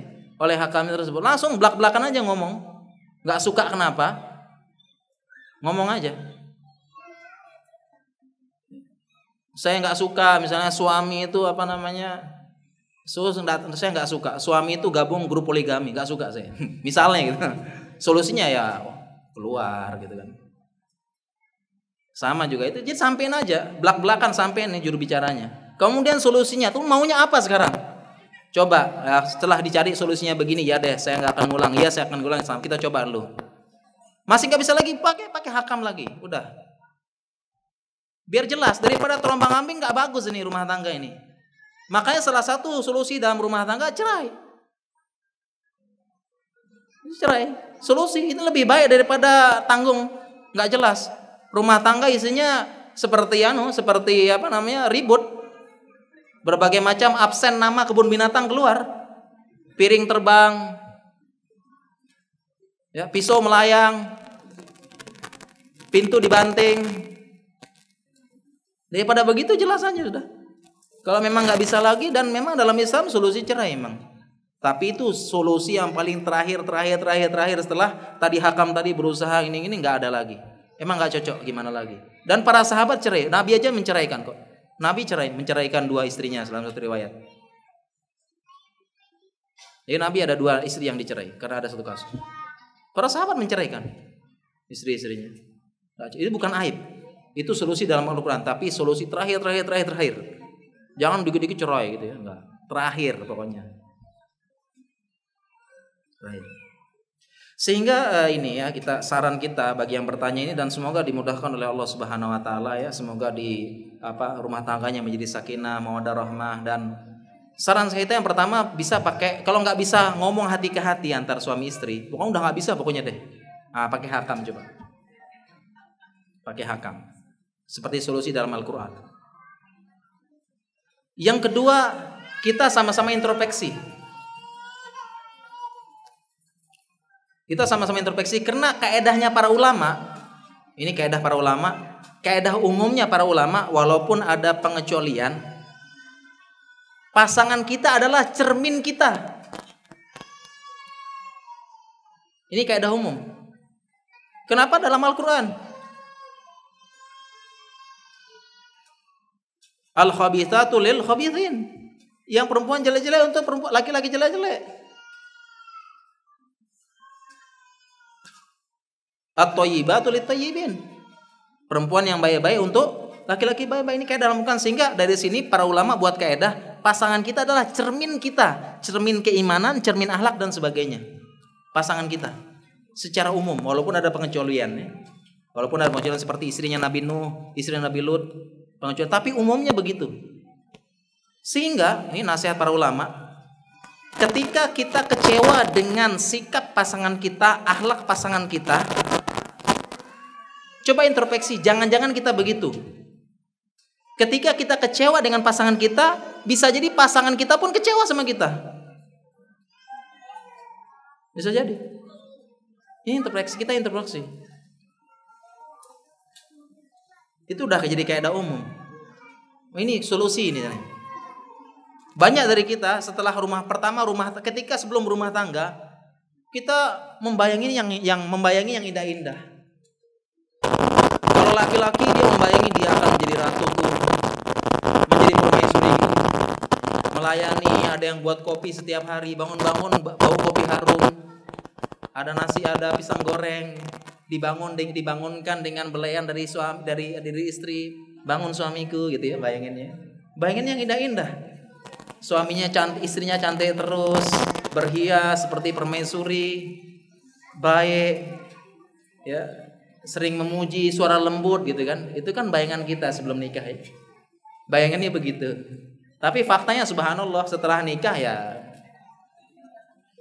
sebelumnya bayangan lembut ya, kata-kata lembut, mas ya. Lama-lama apa? Masya Allah ya, terkaman singa itu gitu ya. Sampai dicerewetin ya, diomelin terus dengan kecepatan 350.000 km per jam. Kecepatan ya, cerewet gitu dan sebagainya ya. Dan demikian juga ya, udah mulailah bau ketek, bau apa kita kecium. Tidak seindah yang dibayangkan. Akhirnya kaget, ya Allah, ternyata begini. Kecewa. Berangan-angan, andai aku tidak menikah dengannya. Sama lah, perempuan juga sama, sebelum nikah bayanginnya ini suami saya ini adalah pangeran yang menjemput dengan kuda putih bersayap, menjemput di sebuah kastel ya, menjadikan saya permaisuri, memanjakan terus dengan kata-katanya, akan memberikan emas dan berlian dan bergelimang harta. Bayanginnya akan lembut, akan perhatian, akan memanjakan terus ya. Ternyata setelah menikah kaget langsung kan ya, ternyata suaminya malas kerja, nggak bertanggung jawab, pengecut begitu ya. Disuruh keluar kerja masuk angin, nggak tanggung jawab ya. Dulu katanya, yuk saya kemana, saya akan antarkan, gunung saya tembus, Laut saya seberangi dulu, masya Allah ya. Kemana-mana diantar. Sekarang bang anterin belanja dong bang, udah besar masih dianterin, gitu ya, misalnya ya. Kecewa ternyata, subhanallah. Ya. Dulu sering bayangannya dapatkan pantun romantis setiap hari. Diajak jalan-jalan setiap hari, ternyata tidak sesuai kenyataan, bang. Dulu sebelum nikah kok sering jalan-jalan, bang. Sekarang setelah nikah kok nggak jalan-jalan gitu ya. Jarang jalan-jalan, dulu sering nikah kemana-mana. Dek, pernah denger ndak? Ya, apa namanya? Kalau sudah jodoh nggak kemana-mana. Ya ini dek, kita sudah jodoh ya nggak kemana-mana gitu ya. Insyaallah.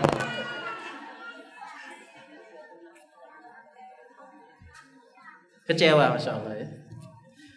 Jadi saran saya bagi yang baru menikah ini, pertama kita bersyukur ya sudah menikah dapat jodoh, dan namanya jodoh adalah pilihan Allah yang terbaik. Cuma dua itu aja dulu ya. Kalau dilanjutin ini habis waktunya nih ya, insya Allah ya. Ya dua itu aja dulu. Pertama introspeksi diri dulu. Niat kita menikah apa? Yang kedua pakai hakam. Dan semoga dimudahkan yang bertanya ya. Kok sama pertanyaan ini? Ini kecantikan kok cerai-cerai terus ini ya, masya Allah ya. Nggak apa-apa ya mas ini ya. Pertanyaannya Ustadz, saya baru bercerai dengan suami, subhanallah. Ini kayaknya kita perlu ada kajian memahami psikologi suami istri, biar paham gitu loh ya. Ini yang bikin padahal dalam Islam ada itu. Dalam Islam ada psikologi suami dan istri, itu ada dalam Islam. Memahami sifat dasar laki-laki dan sifat dasar perempuan, ini dalam Islam ada, ilmunya ada. Kenapa Ikhwan kita belajar ini? Kenapa Ikhwan sama akhwat kita ini belajar itu enggak ilmu dulu? Kan ilmu qoblal qaul wal amal gitu kan ya.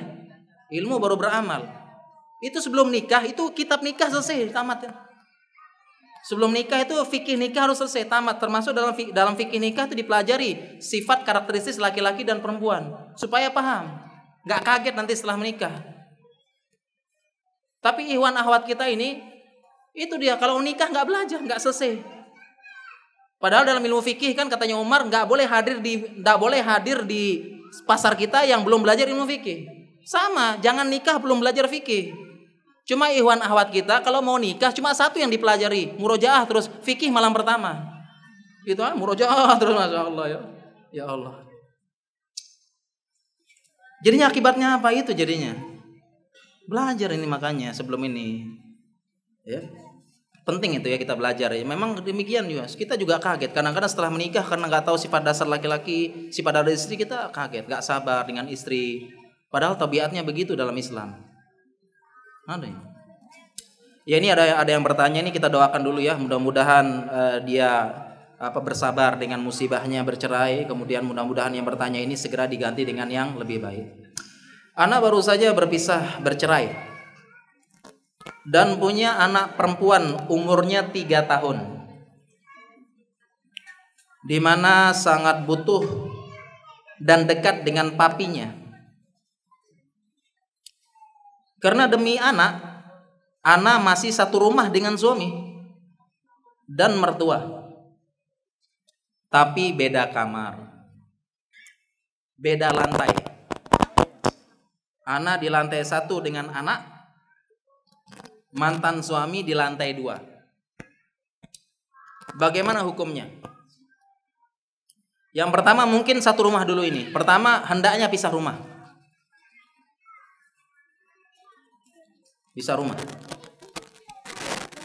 Karena dia sudah bukan mahram lagi. Bukan mahram lagi. Karena rumah itu termasuk satu gabungan. Walaupun beda lantai, sebaiknya. Ya apalagi ini satu rumah ya, bukan apartemen ya. Kalau apartemen kan beda ya, beda, itu nggak masalah. Tapi kalau satu rumah, itu bukan mahram lagi. Kenapa tidak bisa menutup kemungkinan terdengar suara, masih terlihat aurat? Ya misalnya minimal dapurnya sama kan kalau satu rumah ya. Nah, ini lebih baik. Ini secara fikih.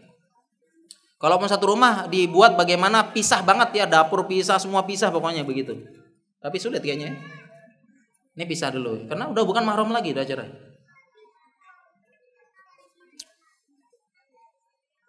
Ya. Yang kedua kalau sudah cerai ini ada dalam ilmu fikih namanya fikih hadonah. Dalam ilmu fikih hadonah adalah fikih hak pengasuhan anak. Ini ada berapa pendapat ulama hak pengasuhan anak ini? Ada berapa pendapat? Satu pendapat aja saya sebutkan.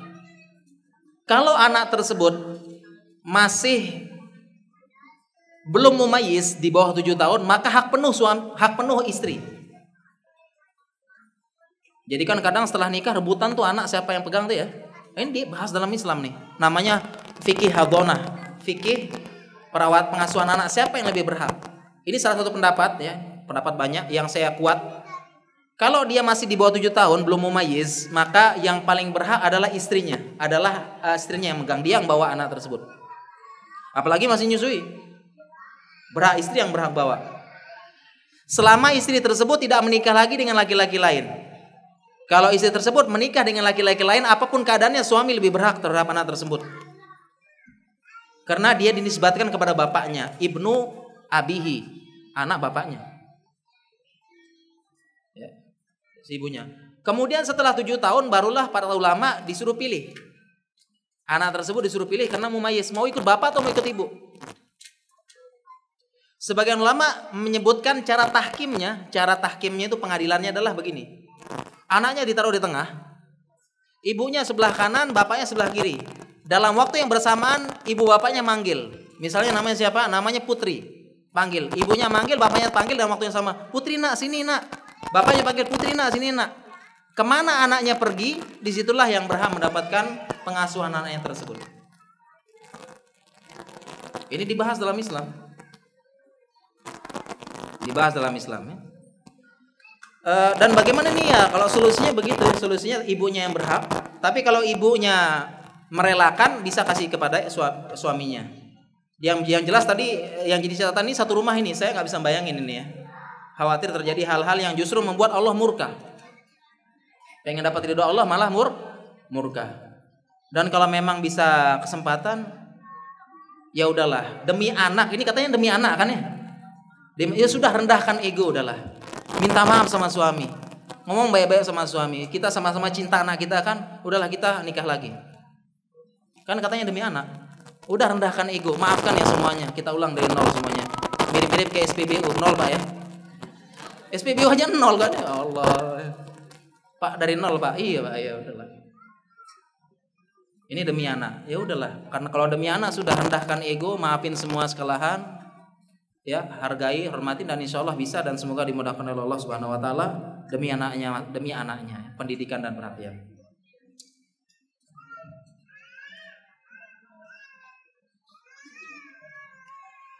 Ustadz, qadarullah suami saya pelit banget. Ini kok jadi ajang curhat ini? Fikih kecantikan ini, ya Allah. Insya Allah ya. Ini yang bertanya suaminya ada kayaknya nih. Ya. Setelah selesai jawab langsung WhatsApp suaminya, B dengerin tuh. Insyaallah. Ya, qadarullah suami saya pelit banget Ustaz. Gaji suami saya banyak sekali, 2 digit. 2 digit luar biasa nih. Tapi saya kadang tidak diberi nafkah. Kadang dikasih cuma 100, 200, 300 ribu. Mohon nasihatnya ya Ustadz, supaya sabar dan tidak lelah melayani beliau. Tolong doakan juga agar suami sadar bahwa istri juga butuh hak materi ya Ustadz. Ya, kali ini kita kembali lagi fikih nafkah. Di dalam Islam makanya belajar tuh fikih nikah ini lo belajar loh. Itu fikih hadonah, tadi ada fikih nikah. Tamatin sebelum nikah tuh. Ya ini kan yang dimerojahin cuma ada busifaf saja, ada malam pertama itu. Ya Allah, merojah terus dia. Ini fikih nafkah dibahas dalam kitab nikah ini. Nikah makanya. Biar paham, Ikhwan juga paham, Akhwat juga paham. Supaya nggak ada kayak gini lagi gitu kan. Mengenai nafkah, pendapat terkuat adalah para ulama mengatakan tidak ada angkanya. Mau 2 juta, 3 juta nggak ada. Makanya kaidahnya jawabannya adalah sesuai dengan urf dan kebiasaan setempat. Makanya dalam Al-Qur'an berbunyi apa? Wa ashiruhunna bil ma'ruf. Dalam Al-Qur'an. Pergaulilah, muamalah dengan istri itu sesuai dengan ma'ruf, sesuai dengan urf setempat. Ya, sesuai dengan urf setempat. Kalau memang untuk istri sekian, udah sekian biasanya. Dan itu pun berbeda-beda. Kalau kita ambil anaknya orang kaya, beda. Ambil anaknya putrinya anak miskin, beda lagi. Jadi jangan sama, urusnya beda lagi. Ya, kita nikahin anak pejabat dikasih 50.000, ya, nggak sesuai urf. Jadi pertama besarnya berapa sesuai dengan urf setempat dan kebiasaan dan dengan memang kedudukan sosialnya dia. Jadi saya nggak tahu nih 100-200 ribu cukup apa nggak tahu. Tapi dari pertanyaan ini kayaknya kurang. Pertanyaannya kurang kan? Mungkin ya biasa dimanja sama bapaknya. Bapaknya ngasih uang terus. Ngasih uangnya 2 juta, 3 juta. Suami 100.000 nih, Allah. Ini pelit nih. Ini fikih menafkahi. Dibahas dalam Islam, diajar. Dan ini adalah fikih ini kan untuk 200.000 mungkin untuk belanja istrinya gitu ya, uang sangu istri. Saya yakin kalau uang makan, uang uang belanja anak, uang ini enggak ya, itu ada khusus. Ini uang belanja istri kan, belanja dia untuk beli make up, beli apa tadi ya, beli lipstick ya. Ini 100.000 nih lipstick dapat lipstick itu cuma dapat ngeliat tok, gitu ya. Lipstick yang mahal-mahal sekarang itu ya. Ya ini kalau cuma 100.000, 200.000 terus pengen istrinya kayak artis, ya Allah ya. Nggak bisa ini. Pengen istrinya cantik kayak artis cuma modal segini ya nggak bisa. Ya. Nggak bisa kan. Misalnya makanya urfnya beda-beda. Jadi bagaimana nasihatnya? Yang pertama nasihatnya adalah tadi patokannya apa? Kalau sudah cukup nggak usah. Kalau cukup nggak usah. Yang kedua ya disampaikan baik-baik sama suami lah. Ngomong bagus-bagus, bilang aja kurang dan sebagainya. Ya, bilang baik-baik, komunikasikan baik-baik dengan cara yang baik dan sebagainya. Ya, jadi penuh keterbukaan lah. Ya. Jangan di belakang aja. Mungkin suaminya sebenarnya dia pemurah tapi dia nggak tahu aja. Kalau sekarang karena ada suami nggak tahu harga pemeliharaan kecantikan tuh banyak suami nggak tahu dia. Banyak nggak tahu. Makanya ketika tahu harga gamis mahal, dia tadi, aku cinta kamu apa adanya. Nggak kuat beli. Itu ya, itu solusinya ya. Mudah-mudahan yang bertanya ini dimudahkan. Adapun hadis yang mengatakan boleh ngambil uang suami. Ya hadisnya Abu Sofyan, kan ada perempuan ngadu kepada Rasulullah SAW, ya Rasulullah, Abu Sofyan pelit banget, padahal kaya. Ya Hindun berarti ya. Akhirnya apa fatwanya Rasulullah SAW? Khudhi ma yakfiki, ambil apa yang mencukupkan untuk engkau dan anak-anakmu. Ambil, jadi curi. Boleh mencuri dari harta suami untuk kebutuhan primer. Untuk makanmu dan anak-anakmu boleh curi. Tapi kalau untuk tersier kayak ini, uang belanja, enggak boleh nyuri. Karena yang masuk hadis tadi kebutuhan primer untuk makan, untuk apa? Enggak boleh nyuri ya. Jangan salah paham. Ya, nyuri untuk apa? Beli baju, beli apa gitu. Enggak boleh. Ya, dan hendaknya suami ini nasihat buat suami. Siapa tahu suaminya datang kan. Beneran terus tuh dengerin Pak, langsung WhatsApp ya. Nasihat buat suami ini ya. Maksudnya ashiruhunna bil ma'ruf, itu penjelasan ulama adalah antut ima ma ta'imta. Engkau kasih makan istrimu apa yang kau makan. Katanya ulama. Kemudian tuksi tuksi atau tulbisi engkau kasih pakaian ma labistas apa yang kau pakai. Jadi suami ini kaedahnya nih loh. Kalau suami beli baju harganya 500.000, istri juga 500.000 bahkan lebih. Kalau suami makannya enak, istri harus makan enak. Itu kaedahnya. Kalau enggak zolim suami ini. Zolim. Ya. Kalau suami uang belanja di luar kesana kesini 500.000, istri sedikit, zolim. Itu penjelasan ulama tadi. Penjelasan ulama. Ya, makanya saya pribadi udah untuk melaksanakan hal ini, itu saya jarang makan keluar tuh, makan keluar enak sendiri jarang. Kalaupun makan keluar sendiri, saya bungkus untuk istri saya. Kenapa hadis tadi penjelasan ulama ngomongnya begitu? Gak boleh kita makan enak sendiri, istri juga makan begitu. Kalau kita makan enak, istri harus makan enak juga. Makan di luar enak bungkus buat istri. Itu ajaran ulama. Kalau enggak zolim kita. Ya, zolim. Kalau saya begini, saya sering keluar kota. Kemudian ditraktir duren sama panitia, pulang saya harus traktir istri saya duren. Kalau ketahuan kena marah soalnya. Iya. Begitu ya. Ini Islam ini, makanya suami-suami bertakwa. Fattaqullahu fin nisa. Para suami bertakwa pada perempuan. Fa innahunna awanum bainakum, sesungguhnya perempuan itu tawanan katanya. Tawanan. Perempuan itu tawanan di antara kalian. Tawanan, karena ketika kita ambil anak perempuan orang, tawanan kita. Kita mau zolimi, kita mau pukul, kita mau terserah. Tapi disuruh bertakwa. Disuruh jaga perempuan tersebut. Sebagaimana ayahnya sayang kepada dia. Sebagaimana kita berharap putri kita digituin sama suaminya besok. Kita sayang banget sama putri kita. Kita pengen putri kita disayang sama suaminya, dimanjain. Sama sekarang begitu juga istri. Awanum bainakum itu tawanan katanya. Bahkan katanya Allah Subhanahu wa taala, namanya pernikahan itu disuruh ingatkan, bertakwalah tentang perempuan, jaga perempuan. Fa innakum, sesungguhnya kalian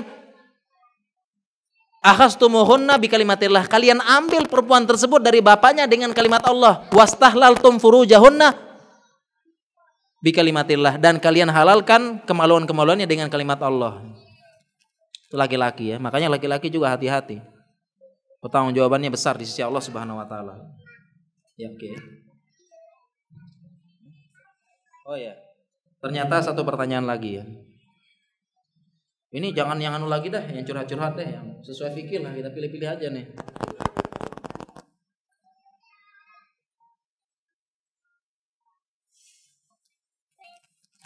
Kita pilih-pilih yang sesuai judul ya. Ini pertanyaan tentang gigi tadi ya, renggang-renggang sudah kita jelasin tadi ya. Kalau untuk pengobatan boleh, kalau kecantikan nggak boleh.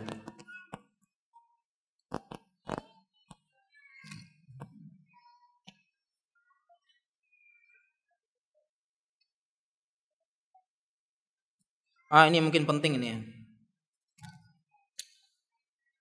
Afwan, saya mau tanya, suami ana meminta ana berpenampilan menarik, berdandan cantik juga fashionable di muka umum.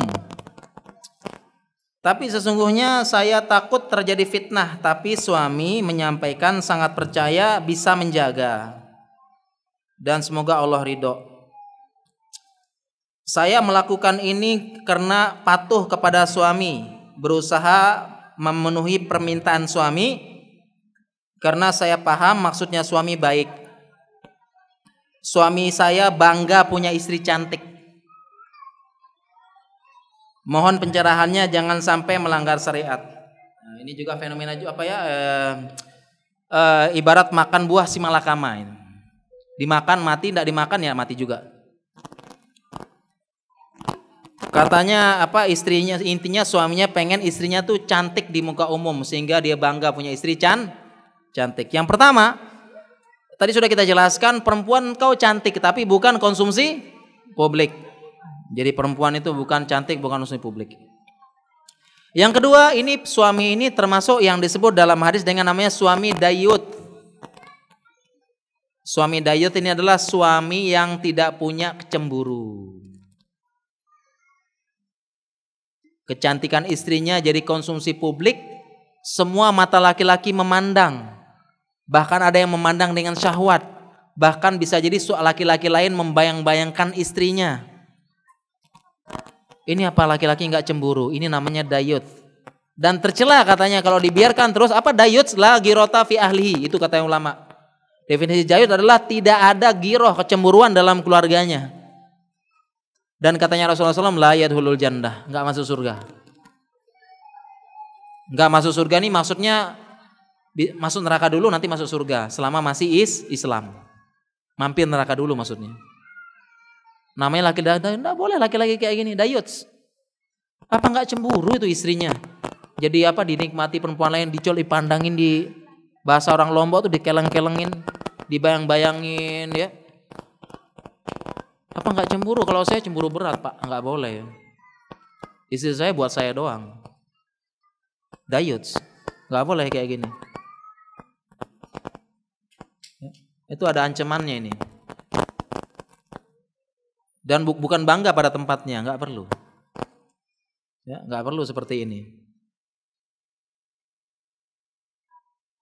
Ya.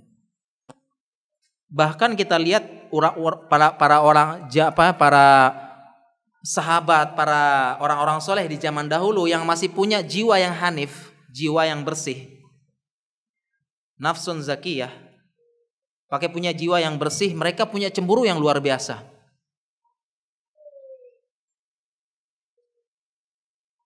Cemburu yang luar biasa.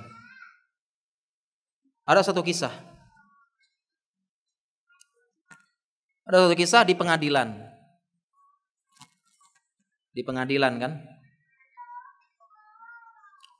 Di pengadilan yang dimana dalam pengadilan ini satu-satu saksinya adalah istrinya. Ya, jadi dia ada suami ini pengen nuntut sesuatu kepada orang lain. Dia punya satu saksi, yaitu istrinya.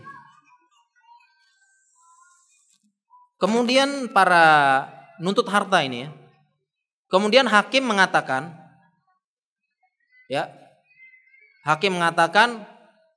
kalau memang dia, jadi ini kisah masa lalu ya. Kisah masa lalu istrinya bersaksi.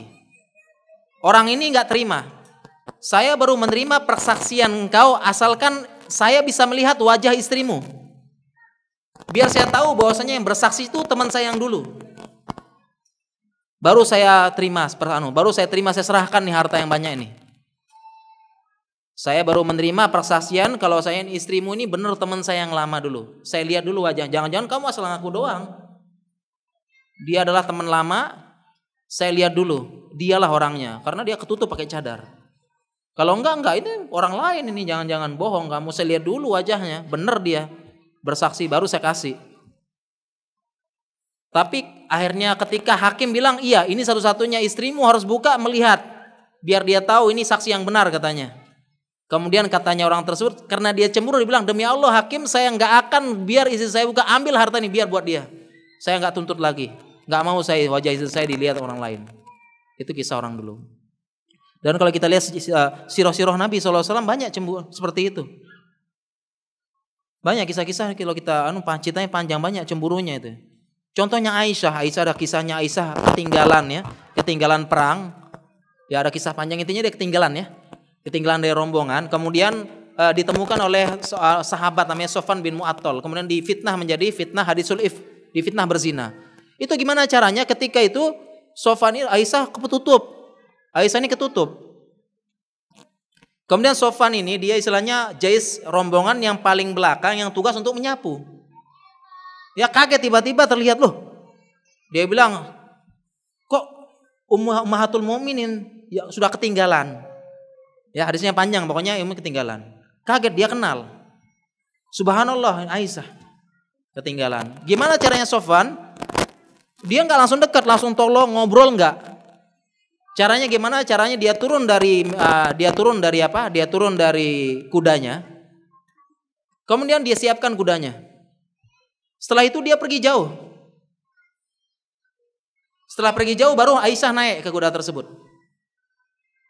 Supaya ketika naik nggak kelihatan gerak-gerakan lekukan dia, pergi jauh. Setelah Aisyah naik, barulah dia ke bagian belakang, nggak lihat ini di depan, dia nggak lihat Aisyah. Dia bagian depan baru dia nuntun dari belakang.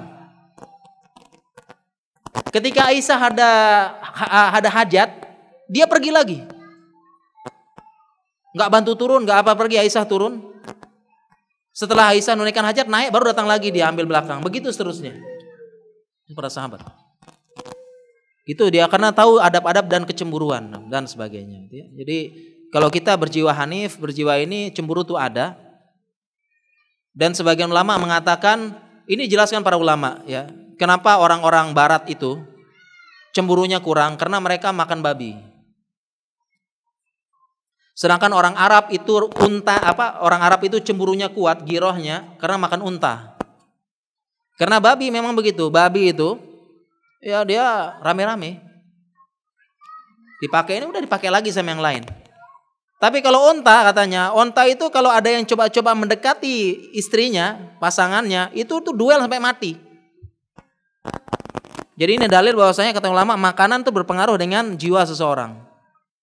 Orang barat banyak makan babi, nggak cemburu. Insyaallah istrinya dilihat-lihat, nggak cemburu. Dipegang apa nggak cemburu. Orang Arab kuat karena makan unta.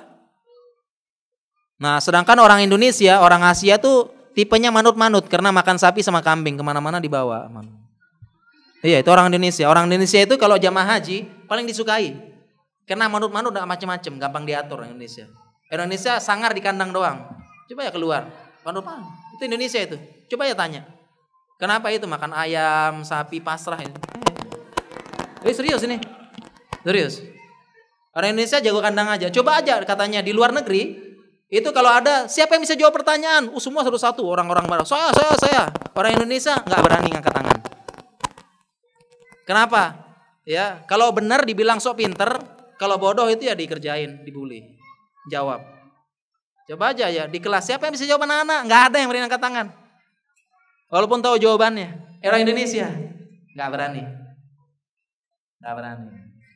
Yang demikian ya. Ya ini terakhir. Pertanyaan terakhir karena setengah satu ternyata subhanallah. Demikian para jamaah sekalian, para akhwat, para ummahat, para muslimah yang semoga dirahmati Allah Subhanahu wa taala, semoga diberikan kecantikan hakiki, semoga bisa membuat ridho suaminya. Kita cukupkan majelis ilmu kita pada kesempatan hari ini. Mudah-mudahan bermanfaat, berkah dan semoga kita bisa melaksanakan apa yang diamalkan. Kurang lebihnya saya mohon maaf dan saya meminta ampun kepada Allah Subhanahu wa taala apabila banyak perkataan saya selisih dan saya langgar. Demikian subhanakallahumma bihamdika asyhadu an la ilaha illa anta astaghfiruka wa atubu ilaik. Wassalamualaikum warahmatullahi wabarakatuh.